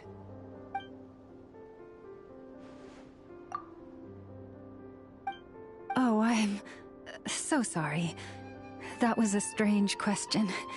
I didn't mean to put you on the spot. I guess I've just never met anyone with a story quite like yours before.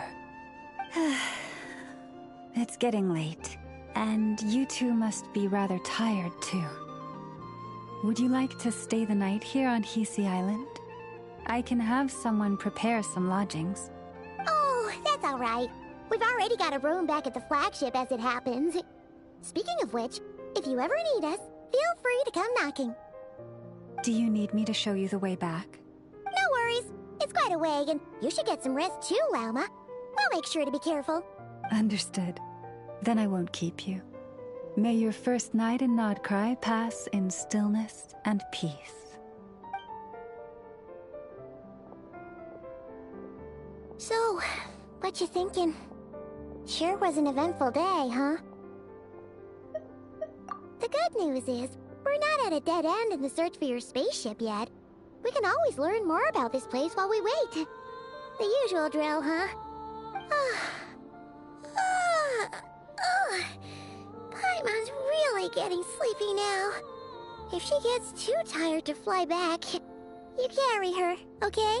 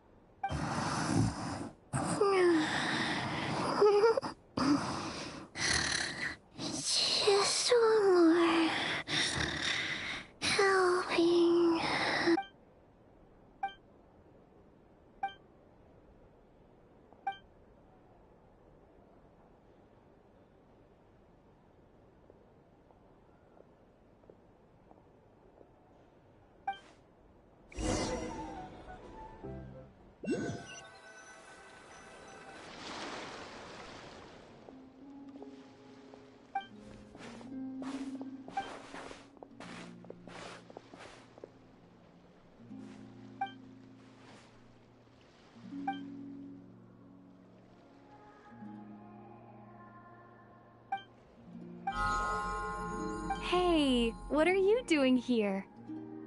Oh, these flowers. I remember. When you first appeared, there were flowers like this all around you.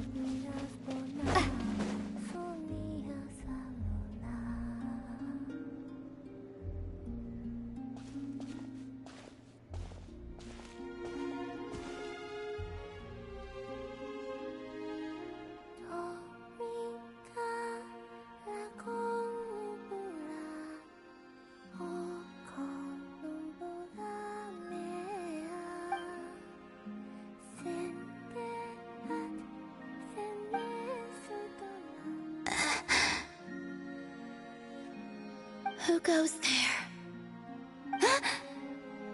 How did you get in here? I am but a passing traveler. I followed your song here. I'm very sorry if I've intruded. Akuhenki. She brought you here.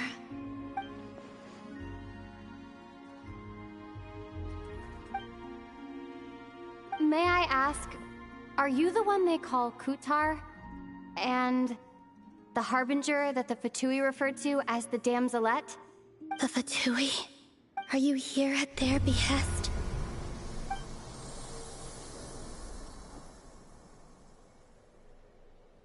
Please don't get me wrong. I have no intention of doing anything for the Fatui. I just wanted to ask you about Nodcry. And the moons. The moons?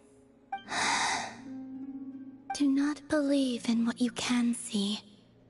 What truly matters is what you cannot.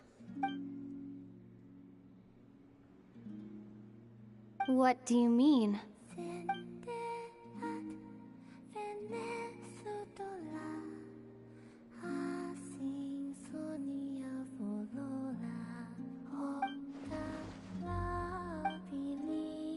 Listen, I'm the Traveler.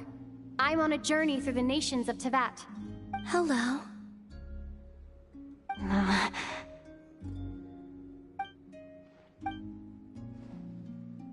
Could you tell me your name? Columbina. Kutar, the Damselette, the moon goddess. Pick whichever takes your fancy. I do not know my own name.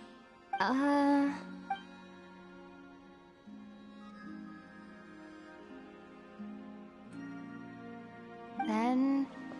Columbina. Hmm?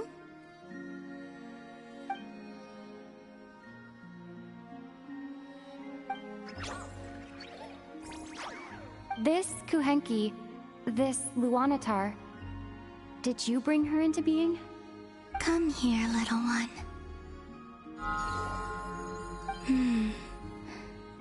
The trace of a blessing, but not one of mine.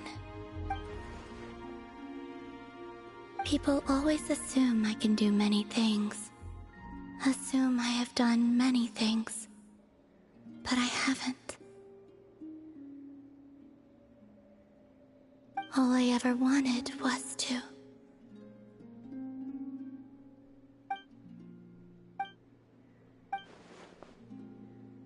It's about time I got going. I'm very sorry for disturbing you today.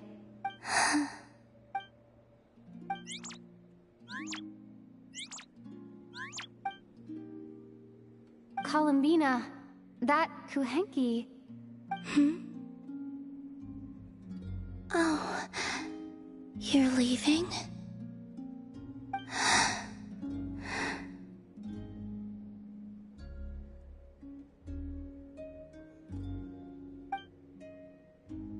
Go then.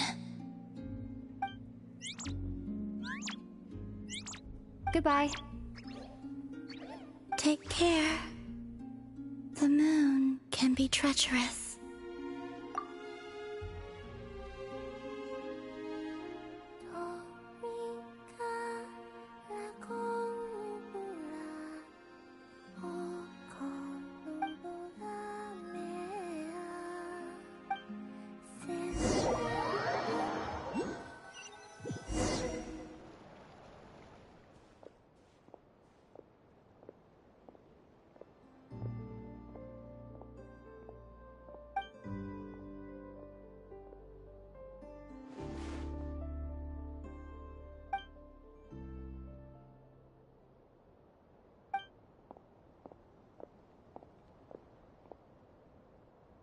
Wait, is that Ether?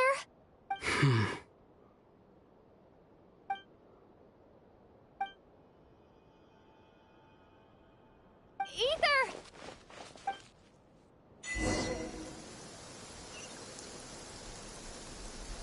Ether!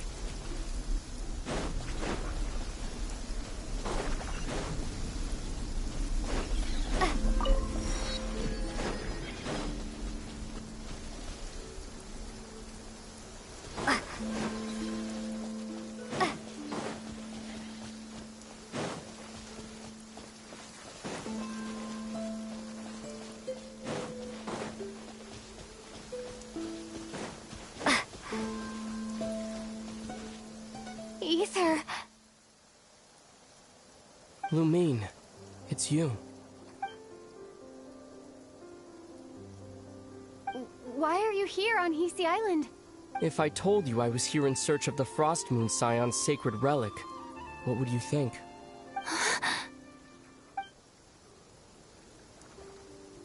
Are you also here to uncover the truth about our past? That's right. What happened to us in the past? How we came to Tevat? Why our spaceship crashed here? There are things I want to know too. But I'm not about to sit around waiting for another 2 months to find out. Wait! Wait? But I still have unfinished business.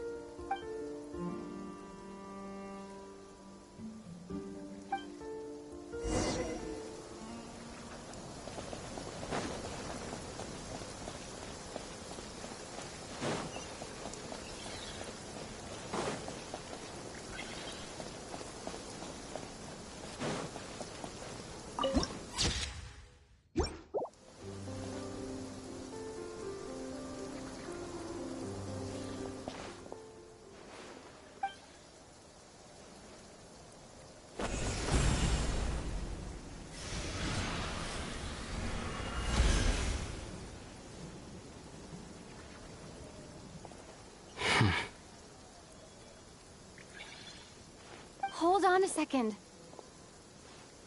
What's wrong? That's the Frost Moon Scion's sacred relic. We can't just... Use it to get to the bottom of all this? We should at least get their permission. You barely even know her. Yet already you hold that moon chanter in such high trust. What do you mean? She told you that the seal can only be broken on Moon Prayer Night, when the flow of Kuvaki is at its peak, yes? You heard all that? Watch this. Huh? But... Get it now? She's been stalling for time.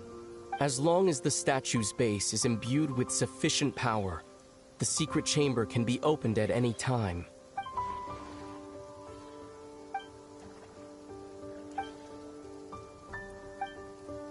Is it such a sin when I don't put all my cards on the table for you, but not when someone else is doing it? It's not like that. Is it? Ether, you've got it all wrong. This whole time I've wanted to ask you, what happened to make you like this? I admit, I've been having trouble accepting it. But after all this time apart, I've finally come to terms with who you are. Willful side and all. I trust you. I still do. Through all the worlds we've traveled, you've always been there by my side. If there are things you can't explain yet, I can wait while the journey goes on. I'll wait as long as it takes, until the day you're ready to talk. Lumine. I'm not looking to borrow the Moon Marrow simply because of our past. It holds answers about the very origins of Teyvat. I've always believed that if you want the truth, you have to see the whole story for yourself. I'm not asking you to trust me, Lumine. Just don't try and stop me. If this choice weighs on your heart, then let me go in alone. Forget this meeting ever took place. A bit late for that now. But maybe this is the chance I've been waiting for all along, even if it fades with the morning light. I want to go with you. You sure? Yeah. Then let's go. Ether. It's been ages since we went on an adventure together. I can't wait. Really? You think I'd lie to my little sis?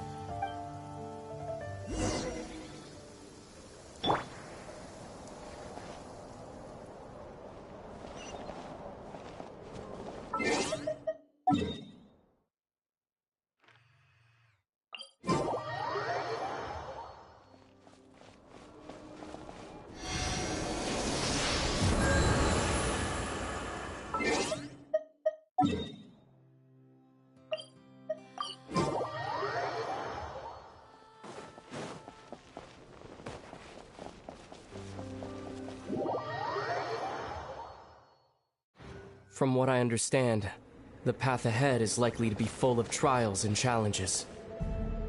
A deterrence against intruders, and a test for those who truly seek entrance. Nah, I doubt the two of us will have any problems. I agree. Still, if we get separated, things could get tricky. Best we move together and watch each other's backs. Even the sound of your footsteps takes me right back. As a warrior, as a traveler, as my little sister.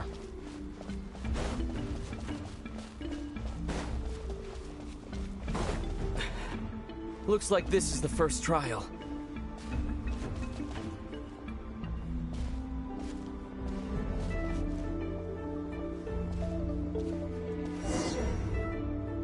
Lumine, do you understand how Kuvaki works? How it exacts force through push and pull? Let's see. How about this? I'll temporarily neutralize the Kuvaki on the cliff face and move the platform into the center. Once it's in place, you'll need to utilize the repelling force of Kuvaki to reach the other side. Okay, I'll leave it to you then.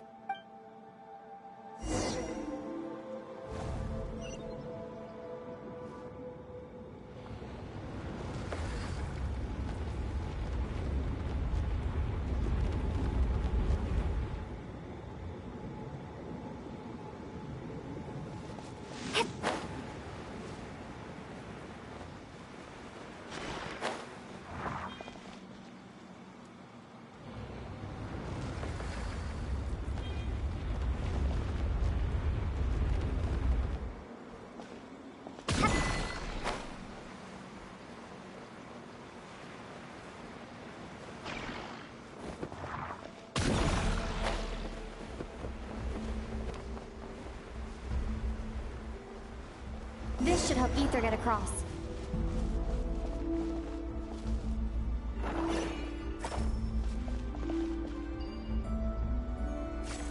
Ether!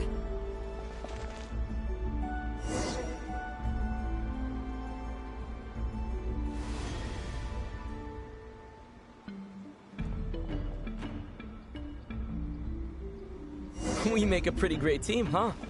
Just like the old days.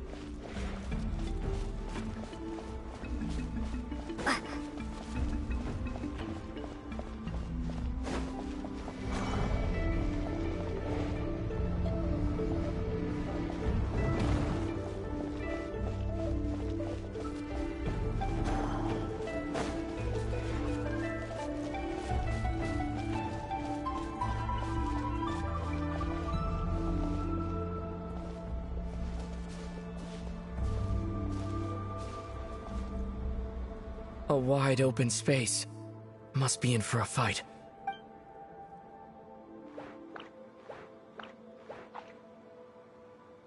Was that it? What a letdown. Lumine. What is it? Why are you looking at me like that? Those enemies were weak, were they not? Maybe it's because the trial's only just begun. Actually, I've got an idea. Why don't we have ourselves a little friendly competition? Let's see if your journey has made you rusty. You're on.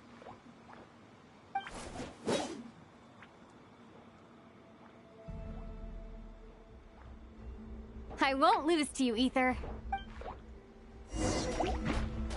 If memory serves, I used to come out on top more often than not.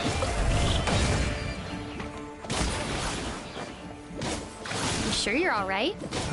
Your memory is slipping, Ether. Save it. We'll know who's stronger soon enough. Let's see what you've got.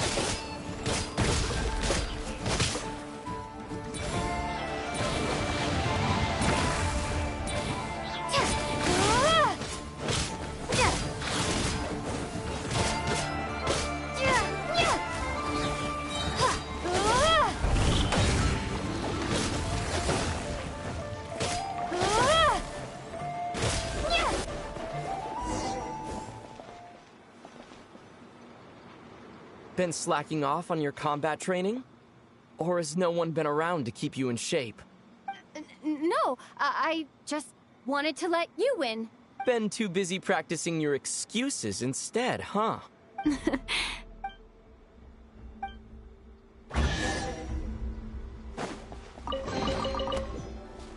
Let's keep moving.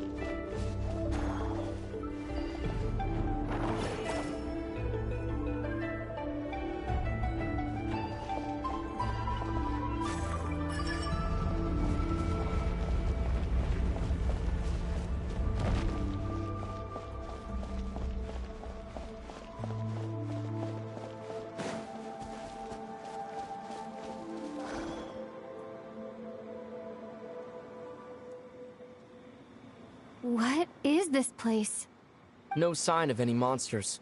Feels like a ritual site. But something's missing. It's a head, inside that thing that looks like a mirror. I can feel it, but maybe it's sealed within? Can you open it using Kuvaki? Apparently not. Do you think it might have something to do with the Frost Moon Scion's bloodline? Ether? If this is about strength of blood, what could possibly stop us? Let me give it a try.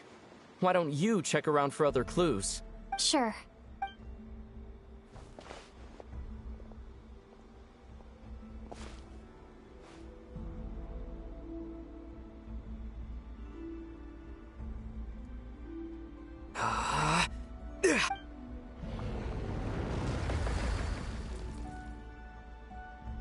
Found it. This should do the trick. Okay.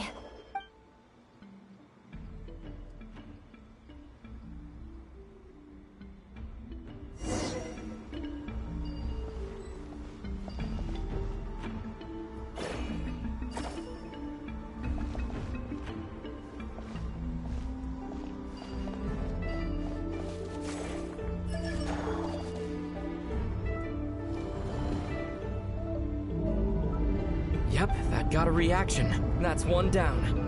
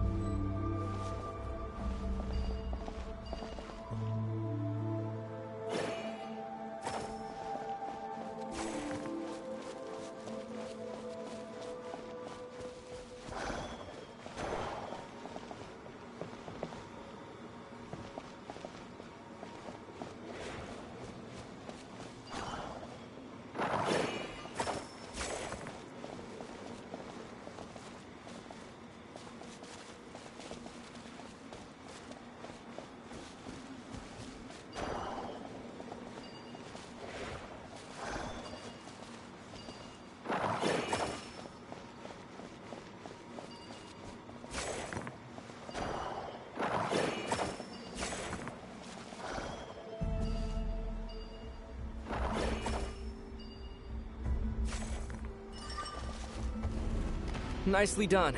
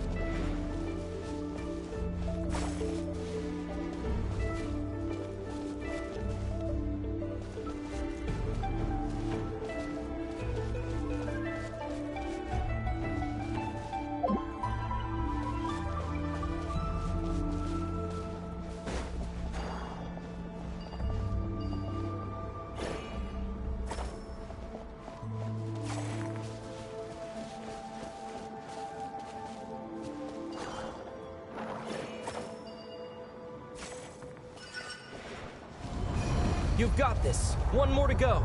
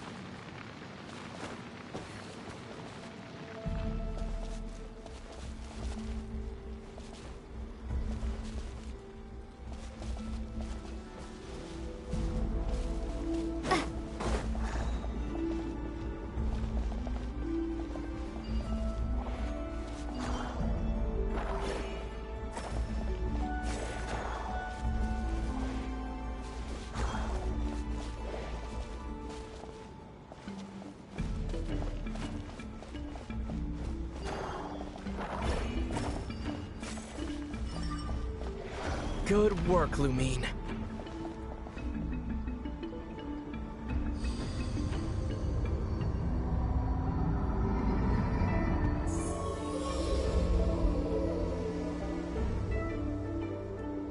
The door's open. Come, we must be close.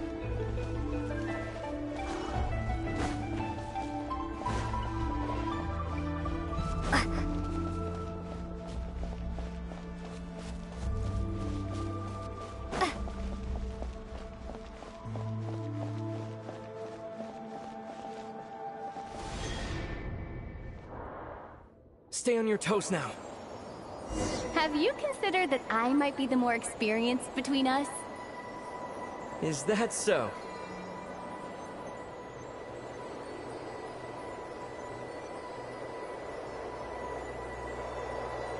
So, will you be heading off again after we're done here? Maybe. Maybe not. Another cryptic response. Don't worry about things that haven't happened yet.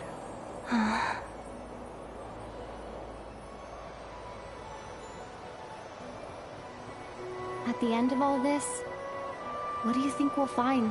Whatever it is, we can handle it. What about the end of our journey? That's not something we need to worry about right now.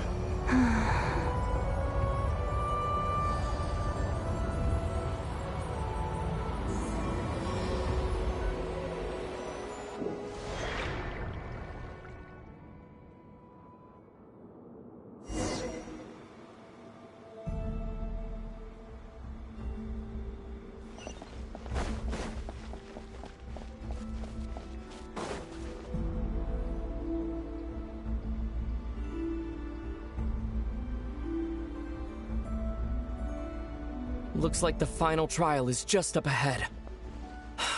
Ready for battle?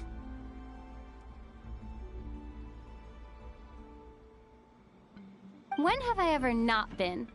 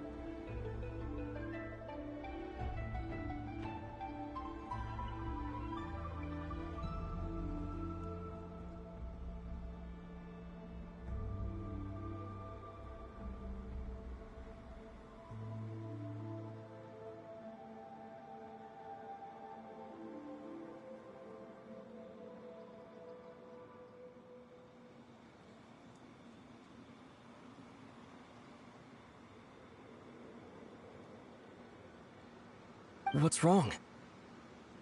Going on an adventure with you side by side, it's been so exciting. But at the same time, it just feels surreal, I guess.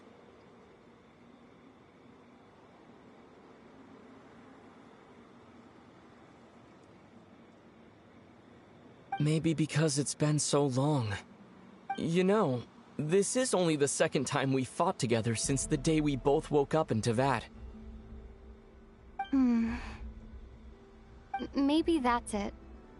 Lumine, let the light of our blades come together once more, just like they did in the past. Ether.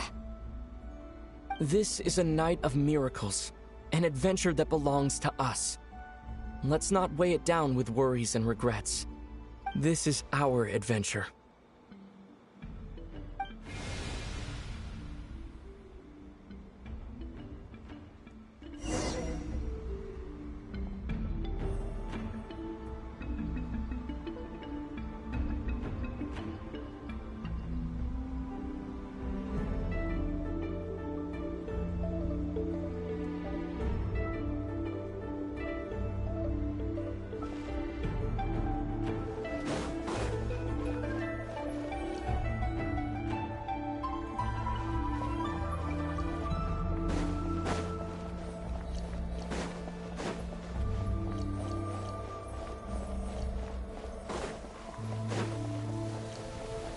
Here goes nothing. Prepare for battle. Stay focused! Dodge into... Don't forget to heal yourself!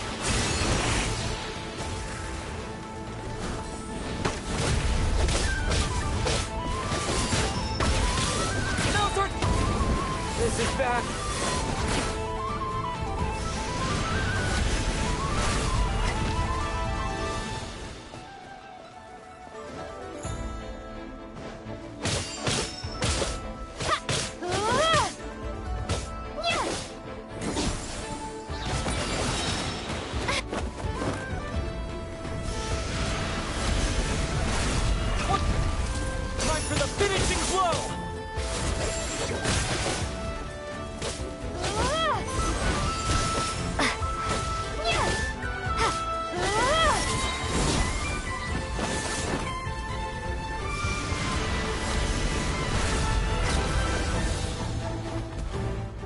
It's over.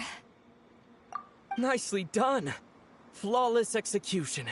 Couldn't have pulled it off without your backup. Not too shabby at all. As for what you were saying, yes, I should have come to see you earlier. Or at the very least. Spent more time with me, going on adventures like this? Something like that. Instead of just running off and expecting you to follow my trail. Wait a sec. That's not an official apology, is it? That goes without saying. Come on. Time to claim the treasure we came for.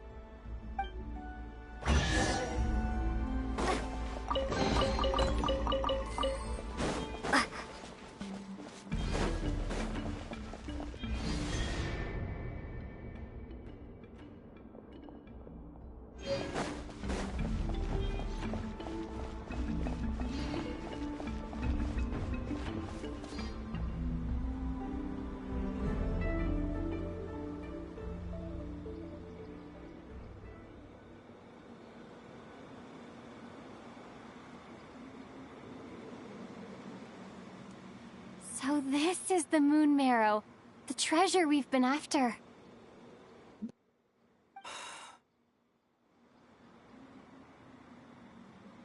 All right. Go get it for me, Lumine. It belongs to me.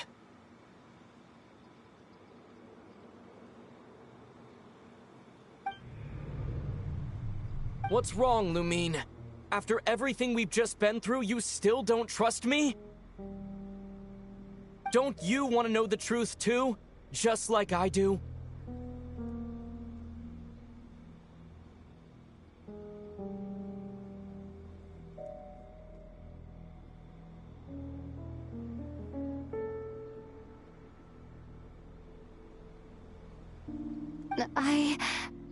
Rest assured, I'll share the truth with you afterwards. Now go, bring it to me.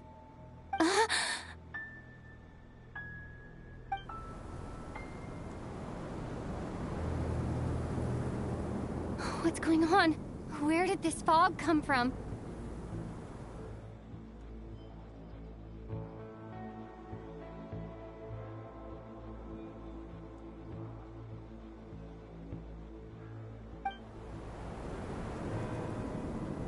Ether!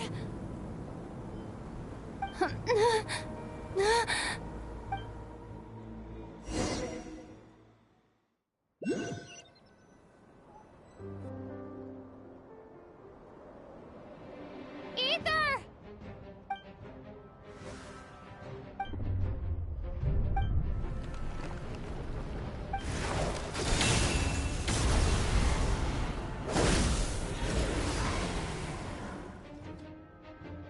Ether! Huh? Huh? What are you doing here? Yes, we ran into each other at the flagship this afternoon. I'm honored you still remember. Are you looking for something here?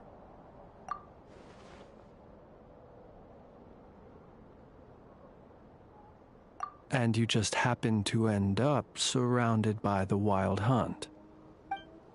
Sorry, I did not intend to come off as pointing fingers. Indeed, perhaps our courses of action do not differ so greatly. Not exactly.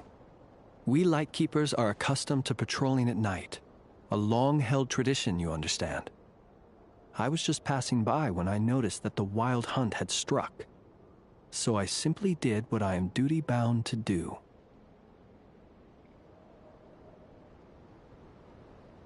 As a matter of fact, I just saw someone leaving in quite the hurry. Was that your companion?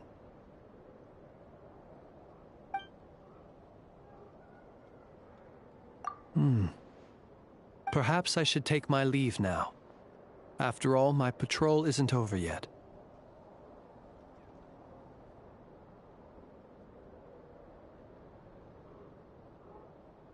KRAI is a dangerous place to be at night. I'd advise that you head back soon as well.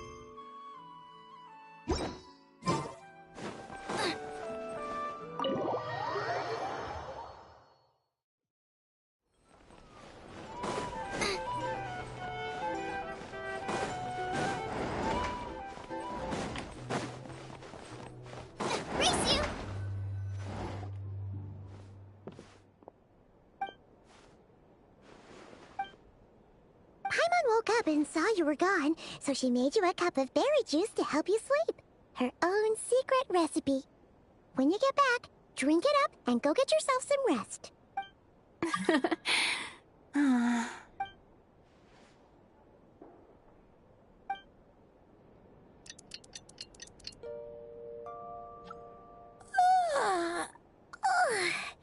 Good morning? If now still counts as morning. When did you get back last night? Did you sleep well? Good to hear. So, where'd you wander off to on your midnight stroll? Anything interesting to see in KRAI at night? Oh, really? Come on, don't leave Paimon hanging.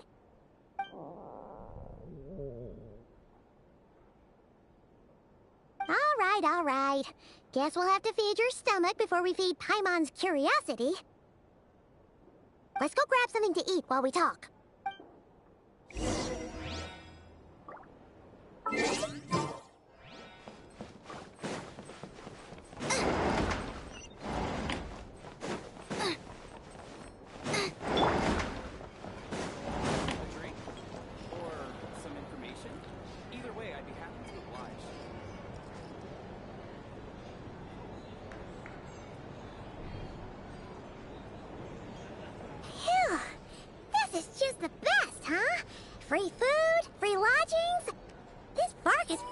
life material, that's for sure.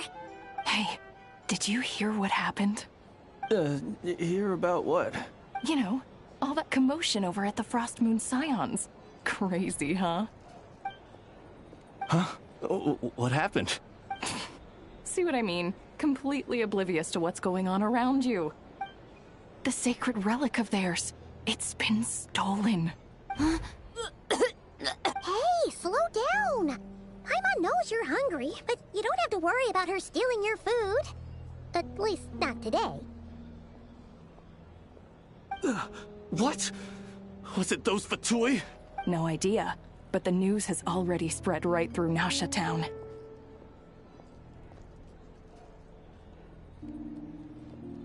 What did their high priestess... what do they call her again? The moon... something... Anyway, what did she say about it? What could she say? She's the one who discovered it was missing. She was in Nasha Town first thing this morning, hoping to launch a joint investigation with the Voynich Guild. Whoa! Did you hear that? Lauma and the others, their sacred relic's been stolen! Who in Teyvat would even have the nerve? Paimon bets it was that bunch of good-for-nothing, rule-breaking, troublemaking Fatui!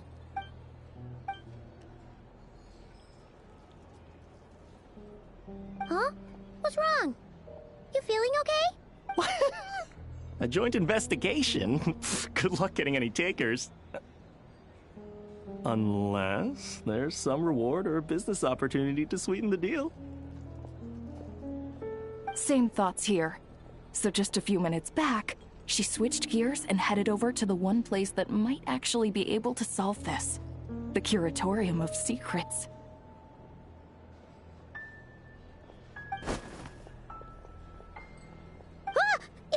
You scared, Paimon!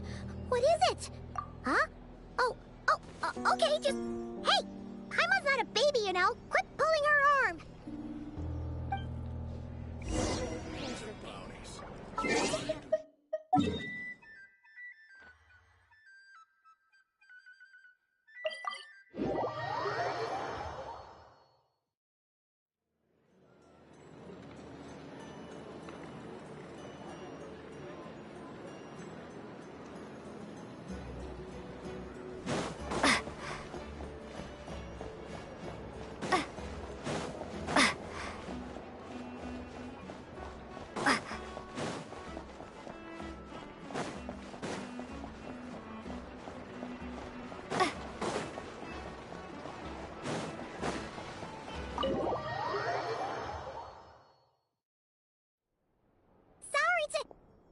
Huh?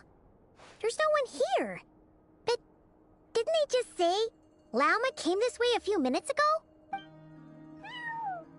No one except for a cat watching over the front desk. Excuse meow? Are we supposed to check in here? No idea what that means. Is this Lauma's personal receptionist or something? Pretty sure she'd be the only person who could actually understand it.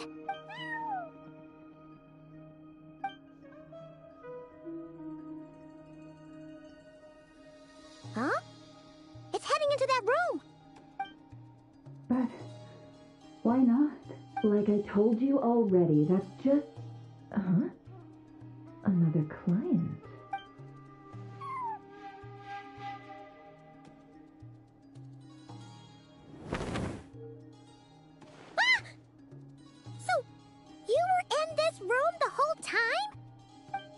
Something I can do for you? Traveler. Paimon. Oh, you're acquainted then? Yes. They visited Hisi Island yesterday. We had dinner together. Allow me to introduce you. Traveler, Paimon. This is Nefer, boss of the Curatorium of Secrets. Pleasure to meet you. They are travelers who arrived in KRAI just yesterday. Greeted by the birds and beasts of this land, they are kind-hearted souls who walk in the moonlight's glow. Interesting. Thank you, Lauma, but you need not have introduced them.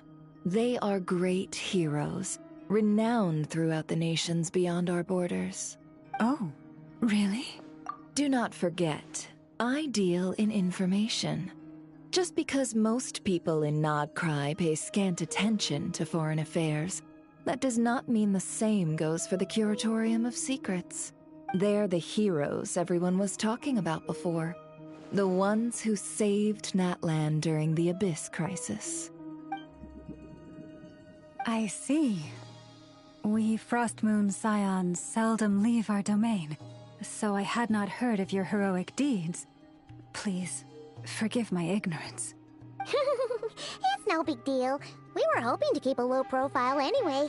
If we had to list all of our titles and good deeds, we'd be talking till sundown, and then... Huh? What's wrong? Still not feeling great? So, what brings you both to the Curatorium today? Oh, so basically, we were just eating when we overheard people talking about how the Frostmoon Scion's relic had been stolen, and then she dragged Paimon over here. I see. Ah, I see. So you came over here because you were worried about Lauma. A combination truly befitting of great heroes. Strong at arms and pure of heart. In that case, Lauma, I've got a suggestion.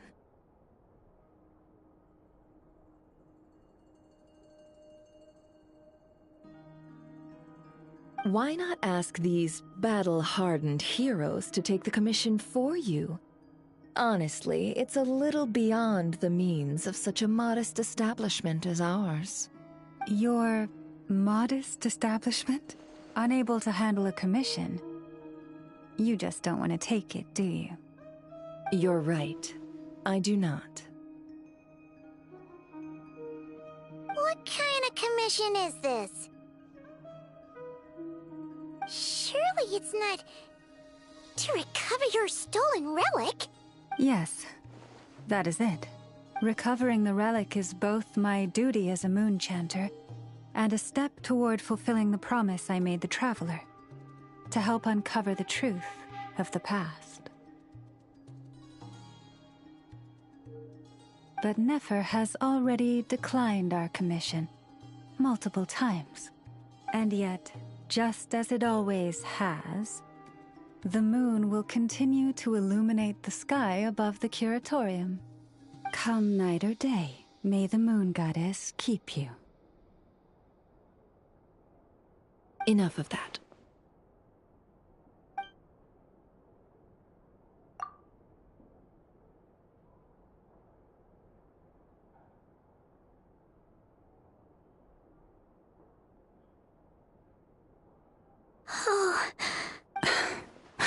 So, according to her, she never came into contact with the relic. So she suspects her brother may have taken it. I understand. The Frostmoon Scion's secret chamber has remained hidden from the world for generations. But the reason outsiders are forbidden entry is not only to prevent theft. Within the chamber lie ancient trials, challenges designed to test the worthiness of those who enter. So please, don't be too hard on yourself. The fact that you made it through those trials proves your right to stand before the relic. To put it simply, the Moon Marrow itself has deemed you worthy. No. Your honesty tells me everything. You never sought to take the Moon Marrow for yourself. As for what happened at the end, I suspect the Chamber's protection mechanism may have been activated. Among those who entered the final chamber, there was either someone with impure intent, or else an abyssal presence. The Abyss? Perhaps that's why, then. Either way, the Moon Marrow was taken. And I believe you. So the problem remains the same. I need to recover our relic. See? Didn't I tell you it would all work out in the end? But before everyone starts celebrating, forgive me for asking just one more thing. Are you absolutely sure your brother took the relic? What do you mean? Weren't they the only ones inside at the time? Who knows? Think about it. After your brother broke the seal with abyssal power, what was to stop someone else from following you in there? In theory, nothing. And as it just so happens, I received a tip-off from one of my sources earlier this morning. Word is, today of all days, the Fatui suddenly called off their search for the relic. What? Huh? Why? Well, either they woke up this morning and suddenly decided they'd lost all interest, or... Exactly. Are you wondering if your brother might be in cahoots with the Fatui?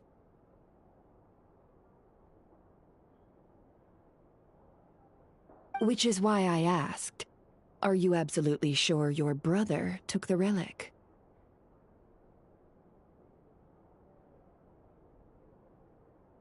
Or to put it another way, do you really know your brother?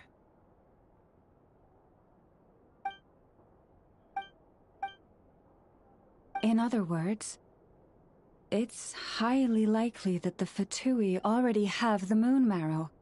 So, basically, all we need to do is find our way into that Fatui research facility, and we should be able to get to the bottom of this, right? Congratulations, you've found your answer.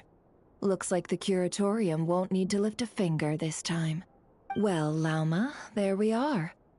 On behalf of our long-standing cooperation and the great hero by your side, I'll waive your consultation fee.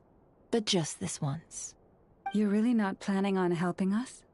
I think I've helped more than enough already. If we're to stand any chance of infiltrating that facility, we'll need the help of a specialist. Just so you don't get the wrong idea, let me make myself crystal clear. The Curatorium of Secrets has always striven to abide by a policy of strict neutrality. We do not take sides with any faction in KRAI. I cannot help the leader of the Frostmoon Scions sneak into a Fatui facility. That would make me their enemy. When one of their harbingers asked me to help them infiltrate your territory, I gave them the same answer. No. All right. I understand. But I do have one final request. I promise it's my last. It had better be. No matter who it is, I want you to help us persuade the next person who walks through that door to join us.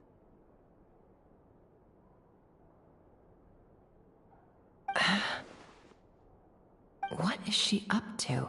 You're that desperate for help? What if it's a member of the Fatui? It doesn't matter. You're welcome to tell them everything, even about our plans to infiltrate the Experimental Design Bureau. All I'm asking is for you to say one thing, just one thing to help persuade them. If you do that, I promise I won't ask you for anything else. Made up your mind? Fine. Fine, I'll play along with your little game. Besides, as long as I'm not personally involved, no one can accuse us of taking sides. Boss, I'm back!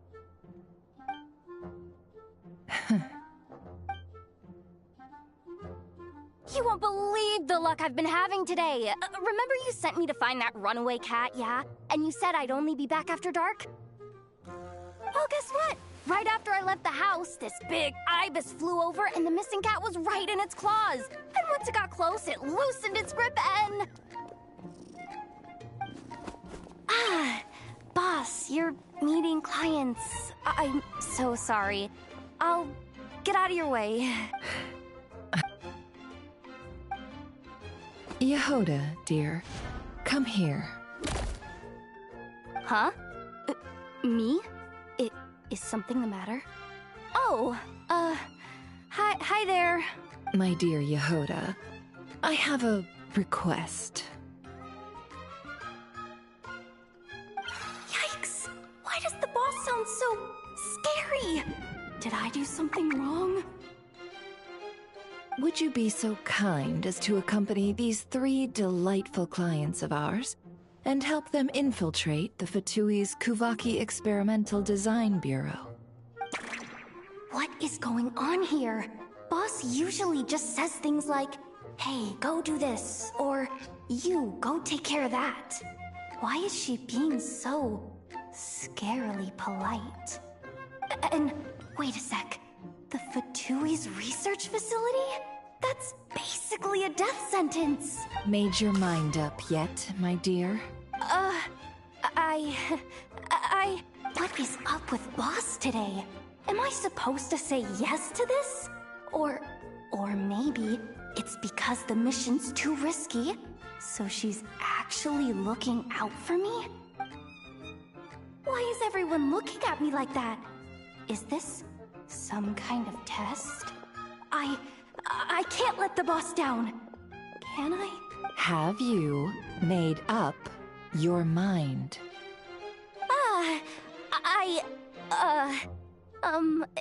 That's... Sure, why not? Really?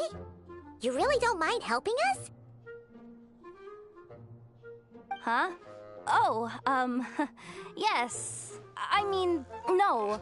Of course, I guess I do. Oh, thanks so much! We owe you big time! On behalf of the Frost Moon Scions, too, thank you, Yehoda, for your help. What the? Seriously? What just happened? Why does the boss look so fed up? Oh no. Was I supposed to turn them down? All that mentoring, time spent teaching her how to deal with different factions. In one ear and out the other. Never. You got what you wanted. You promised that was it. I know this goes against your principles. I won't forget the favor. Trying to get me to change my mind now? Of course not. I just wanted to say thank you. So, thank you. Oh. Yehoda, we'll leave the planning to you. Let's discuss the details elsewhere. Huh? Oh, okay. Oh, what have I gotten myself into? Oh, by the way, Yehoda, before you go... What is it, boss? You're fired. Huh? Effective immediately. As in, this exact moment. The curatorium will take you back, of course, but only once you've completed this commission for our 3 clients. What? Is there some issue? Well, here's the upside. Without me taking a cut from your commission, you'll earn more. Seriously? Can someone explain what's going on here?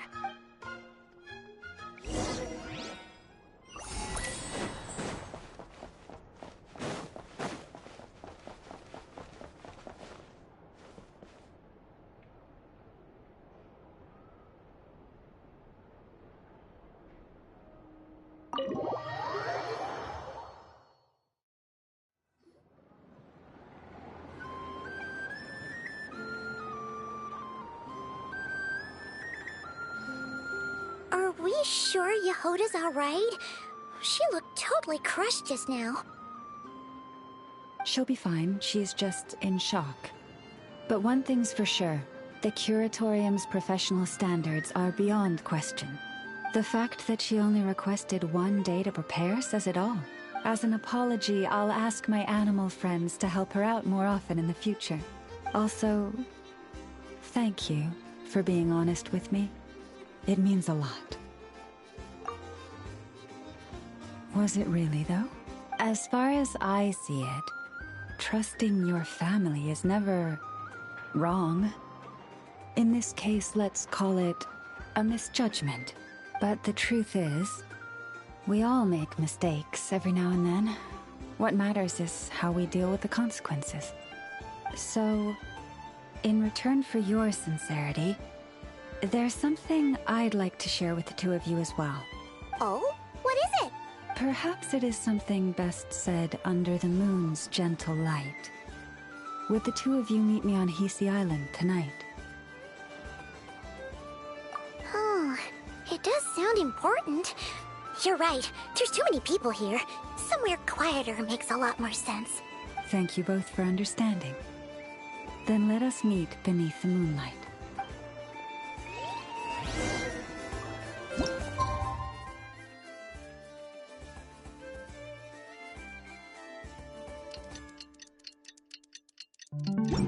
It's about time, and the moon's already up. Let's head over to the place we agreed to meet Lauma.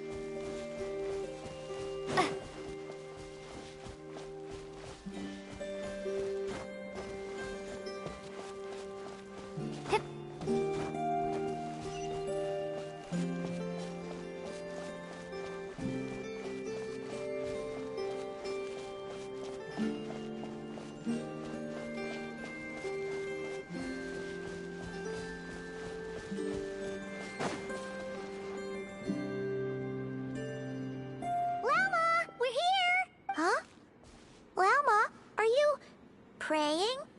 I am indeed. For the moment I was born, my people exclaimed, "Behold, eyes like the moonlit tide, antlers like the crescent moon, and blood that glimmers silver as the moon's reflection." From as far back as I can remember, I was revered as the Frost Moon's emissary and the Moontide Maiden. The first words I ever learned were prayers to the Frost Moon. The first gestures, those of our sacred rites. Wow, that must have been tough. Back then, I didn't know any better. It all just seemed so natural.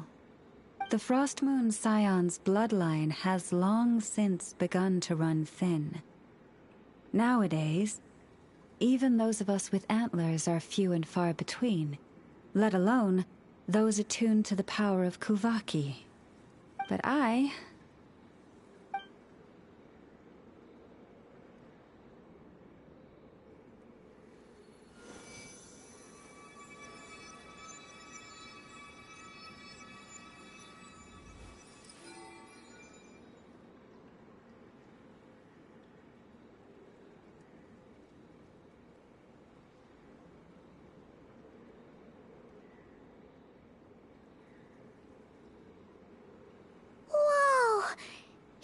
Antlers are so pretty. They say it's an extraordinarily rare condition. Once in a century, if that. I am unusually sensitive to the moonlight, as well as to the Kuvaki's ebb and flow. As a child, I could barely sleep because of it. Oh no! It was that serious? To others, fluctuations in Kuvaki are something you easily get used to, like a gentle tide lapping away at the shore. But to me, that same tide is a towering tsunami, a surging swell crashing against me. Of course, as the years went by, I learned how to suppress my senses and my power, enough to keep it all from overwhelming me. But because of that, I also had to walk the path of concealment. Concealment? From the moment I was first taught to pray, my kin would point up to the night sky telling me, "That, Lauma, is the frost moon, the last of the moons, the sole surviving truth." But I would ask them in response, why? Why can't I feel anything from it at all? Later, I came to understand that they simply could not tell where the real tide was coming from. They couldn't sense it. The true moon beyond the sky's veil.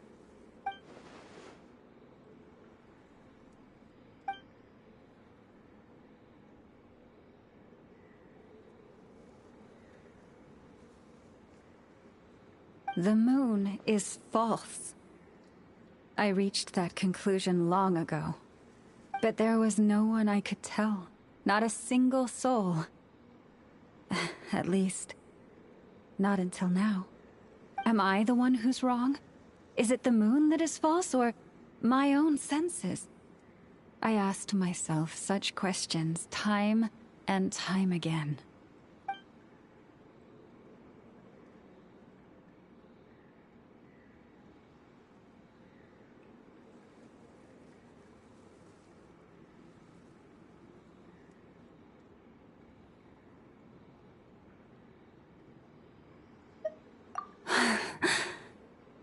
Thank you. When you called yourself a descender, I had a feeling you might be able to confirm what I had always suspected. And now that you have, it's exactly as I imagined. I feel relieved. Oh, Paimon kinda gets why you couldn't tell anyone now. It's not easy to change people's minds on something they've believed for hundreds of years. That's what I meant by concealment. I knew too much, so I had no choice but to keep my people in the dark. Every prayer I offer feels like a lie to keep myself going.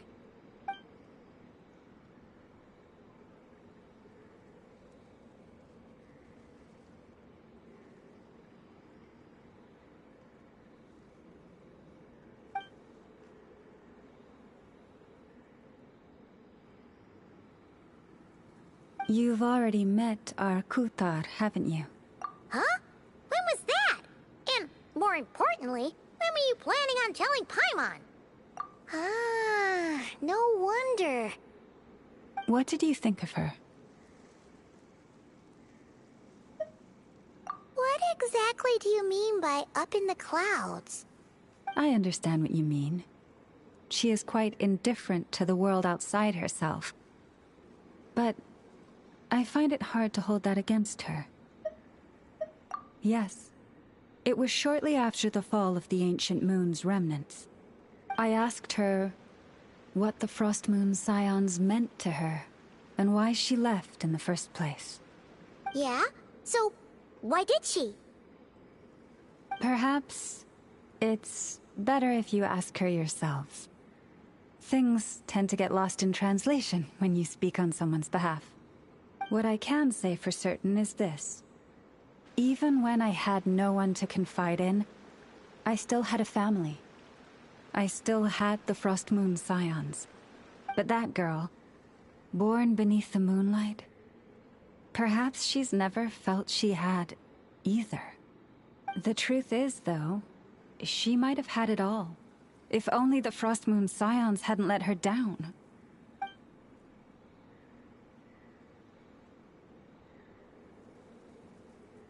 The Frost Moon Scions now walk a path of error.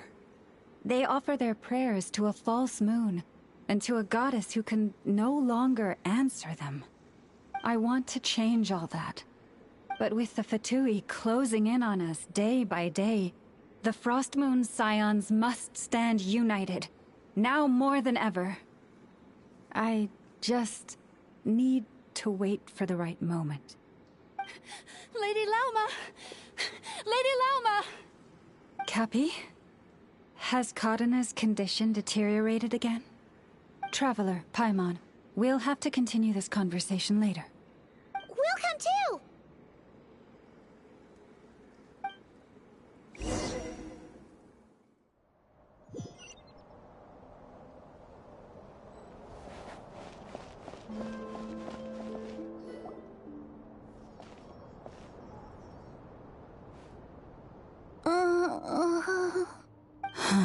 Why? Did I do something wrong? I've been praying to the moon goddess every day. Why isn't she getting any better?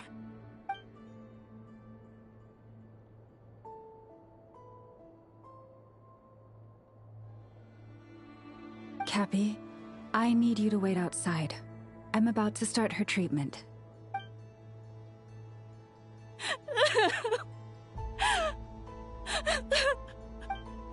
Is there anything we can do to help? Just don't be alarmed by what you're about to see. And please, don't let her mother see it.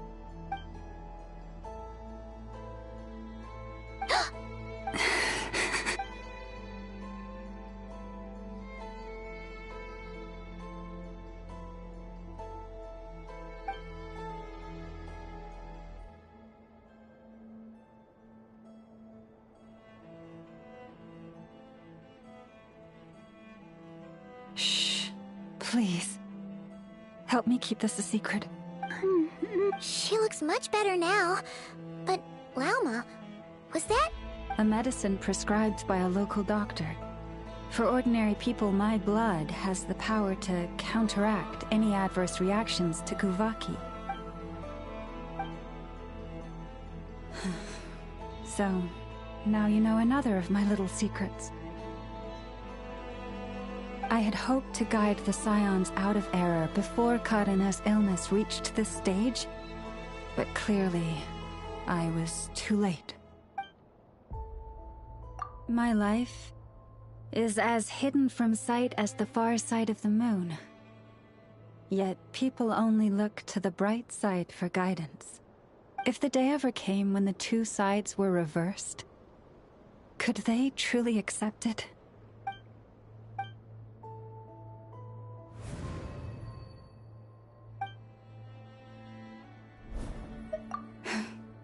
Hearing you say that puts my heart at ease. And if there's anything we can do to help the Frostmoon Scions, just let us know. Our priority, right now, is reclaiming our relic from the Fatui. But I now understand that the day I will tell everyone the truth is no longer far off.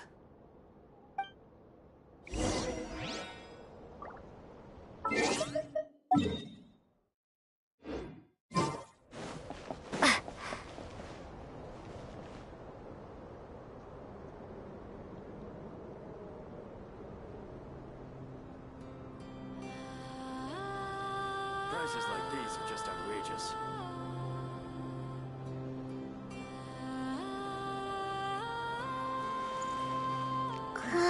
This is more than a fair price already.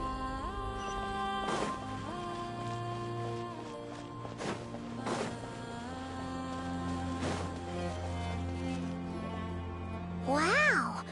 Paimon would never have guessed Lauma had all that bottled up inside. Hey! Watch your step! Ah! What's wrong? Oh, you scared Paimon.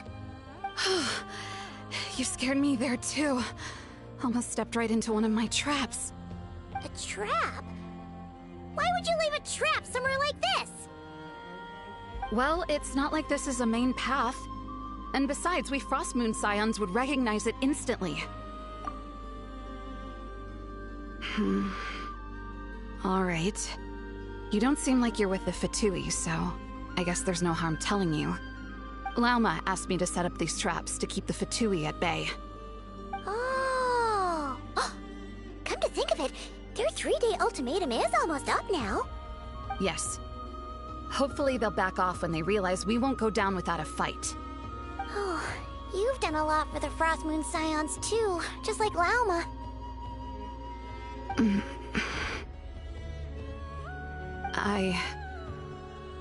Philomena?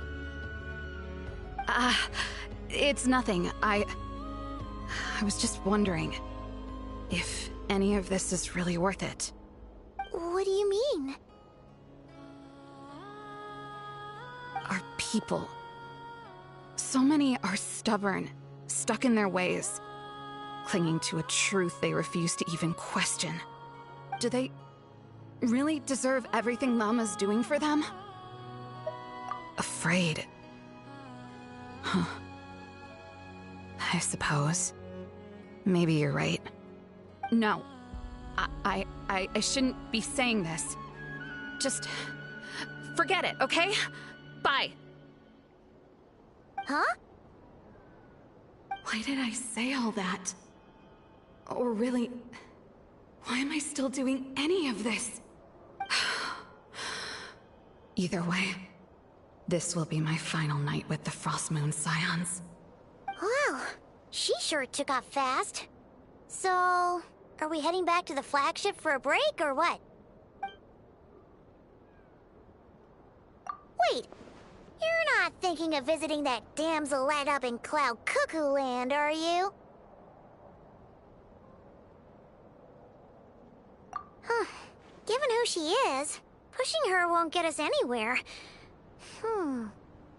Hey! Why don't we... Let's bring her something tasty! If she doesn't want to talk, we'll have to win her over with food. Hey, no harm in trying. At the very least, it shows we're trying to be friendly. Let's see... How about an F's 9.12 out of 10 berries and fried meat, the Frost Moon Scion's boon of the day, and one of your signature dishes? Your choice! Should be a good mix of meat and veggies. There's bound to be something she likes.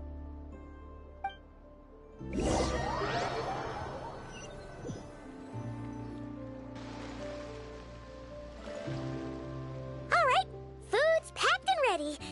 This is the place, right? Why does it feel like we're going to visit a patient? Oh, no. Take this seriously, Paimon.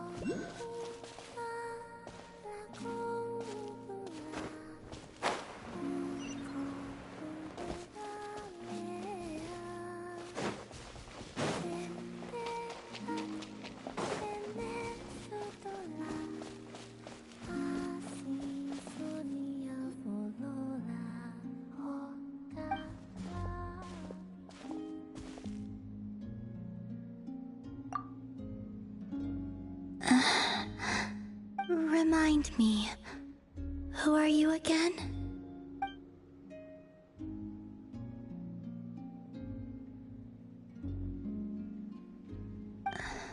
A different one floats by your side today. A different one? What's that even supposed to mean?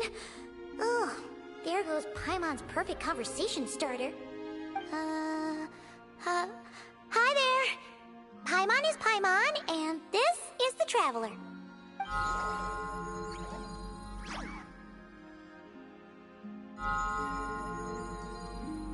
Oh, there you are.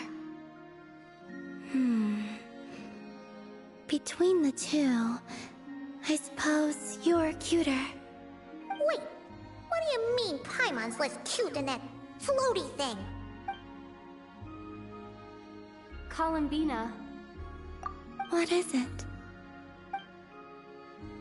What's your favorite kind of food? Is this a treat? Or an offering? Let's go with treat. Anyway, this is all the travelers cooking, so please, help yourself.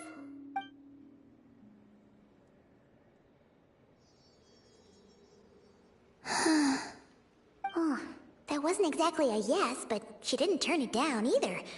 What could she be thinking? So, what do you want to ask? Hey, she's actually playing along! Quick, now's our shot. You know the moon in the sky isn't real, don't you? I know there is only one moon in the sky. It is simply that some can see it, and some cannot. What does it mean to you? The missing prologue. What?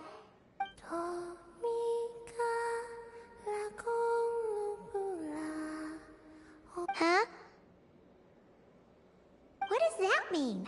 Isn't she going to explain herself? Can you tell me more about that melody? You were humming it last time too. It must be important to you.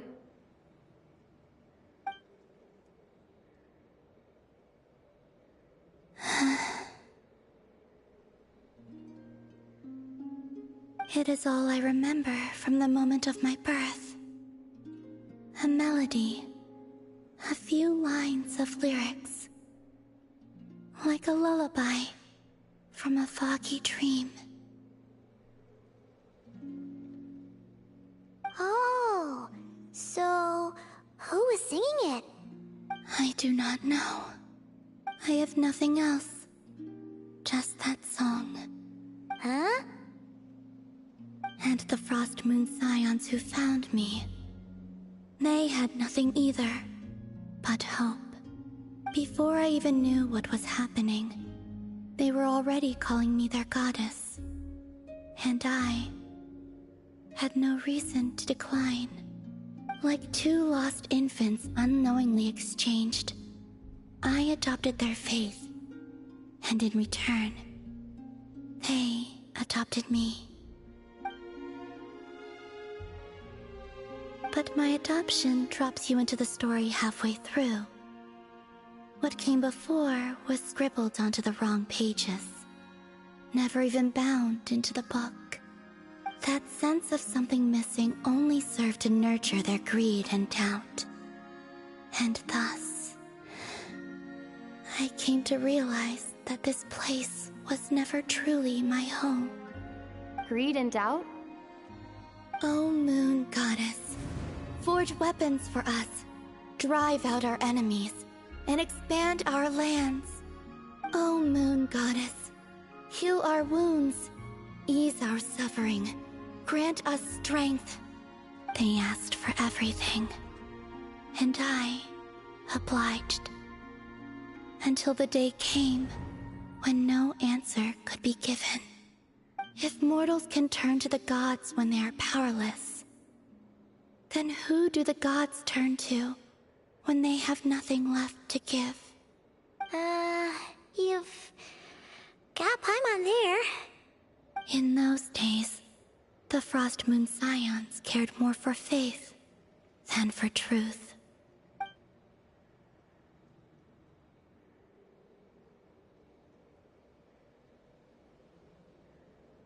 Reality rewrote the sky in words I could not understand.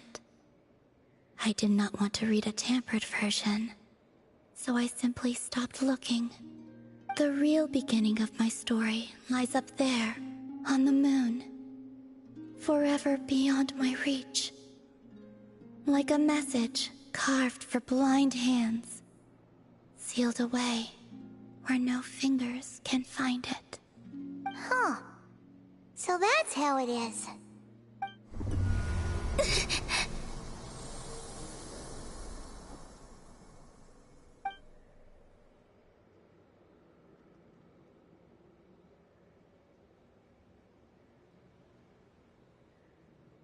What's wrong?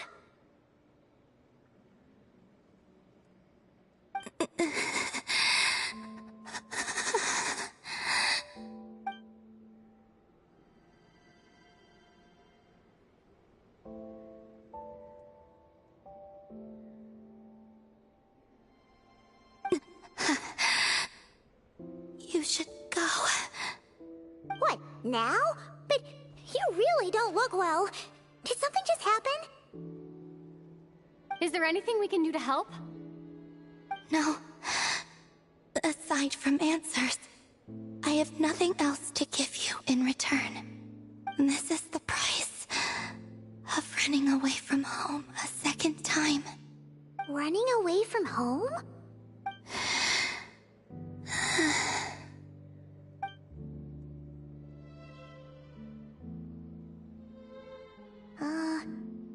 Is she heading towards the food? Did all of Paimon's questions make her hungry? Do you still have many questions?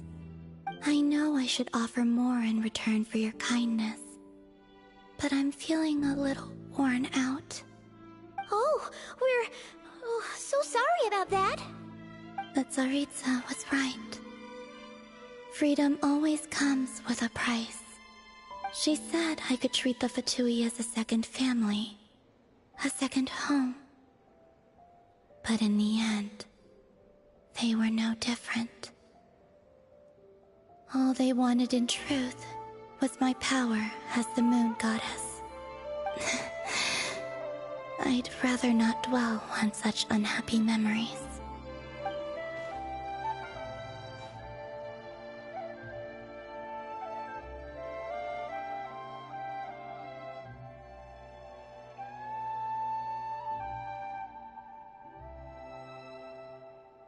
I have fulfilled my promise to the Tsaritsa, though it has used up much of my power.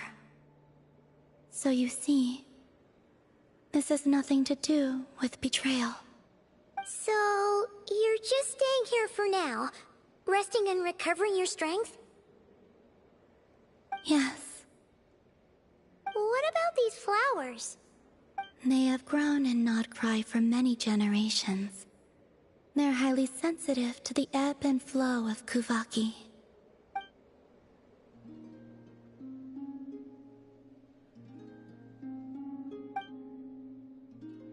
At times, I thought about using that relic the Frost Moon Scions had hidden away. I could sense the power within it. But going out is such a hassle. People might see me, and I promised Lauma I wouldn't show myself to anyone. Besides, I know it's gone now anyway. Really? Lauma asked you to stay in hiding? Uh-oh, she's looking back at the food again. But Paimon's still got some little crumb cupcakes here. You could have these for dessert if you wanted. Lauma said she wishes to change the Frost Moon Scions, which is why she asked me to stay out of sight. I don't really understand what she meant, and to be honest, it's not something that concerns me. But I wasn't planning to see anyone anyway. If they found their way here themselves, that's hardly my fault.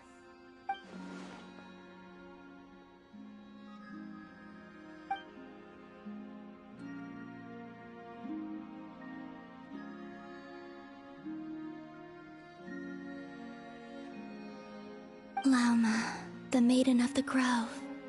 She is quite unlike any Frost Moon Scion I have ever met before. After hearing my story, she actually apologized for how the Frost Moon Scions treated me back then. She told us she feels like she's been living on the far side of the moon. Is that so? I actually got the opposite impression. She's been keeping her true power hidden away, afraid that people might be dazzled by its brilliance. and that they'd no longer be willing to look her way.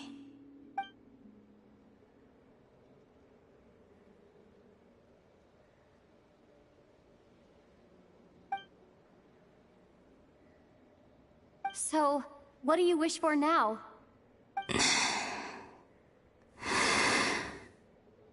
I wish to return to the moon. To the home where my story is written. Right now. That is all I wish for.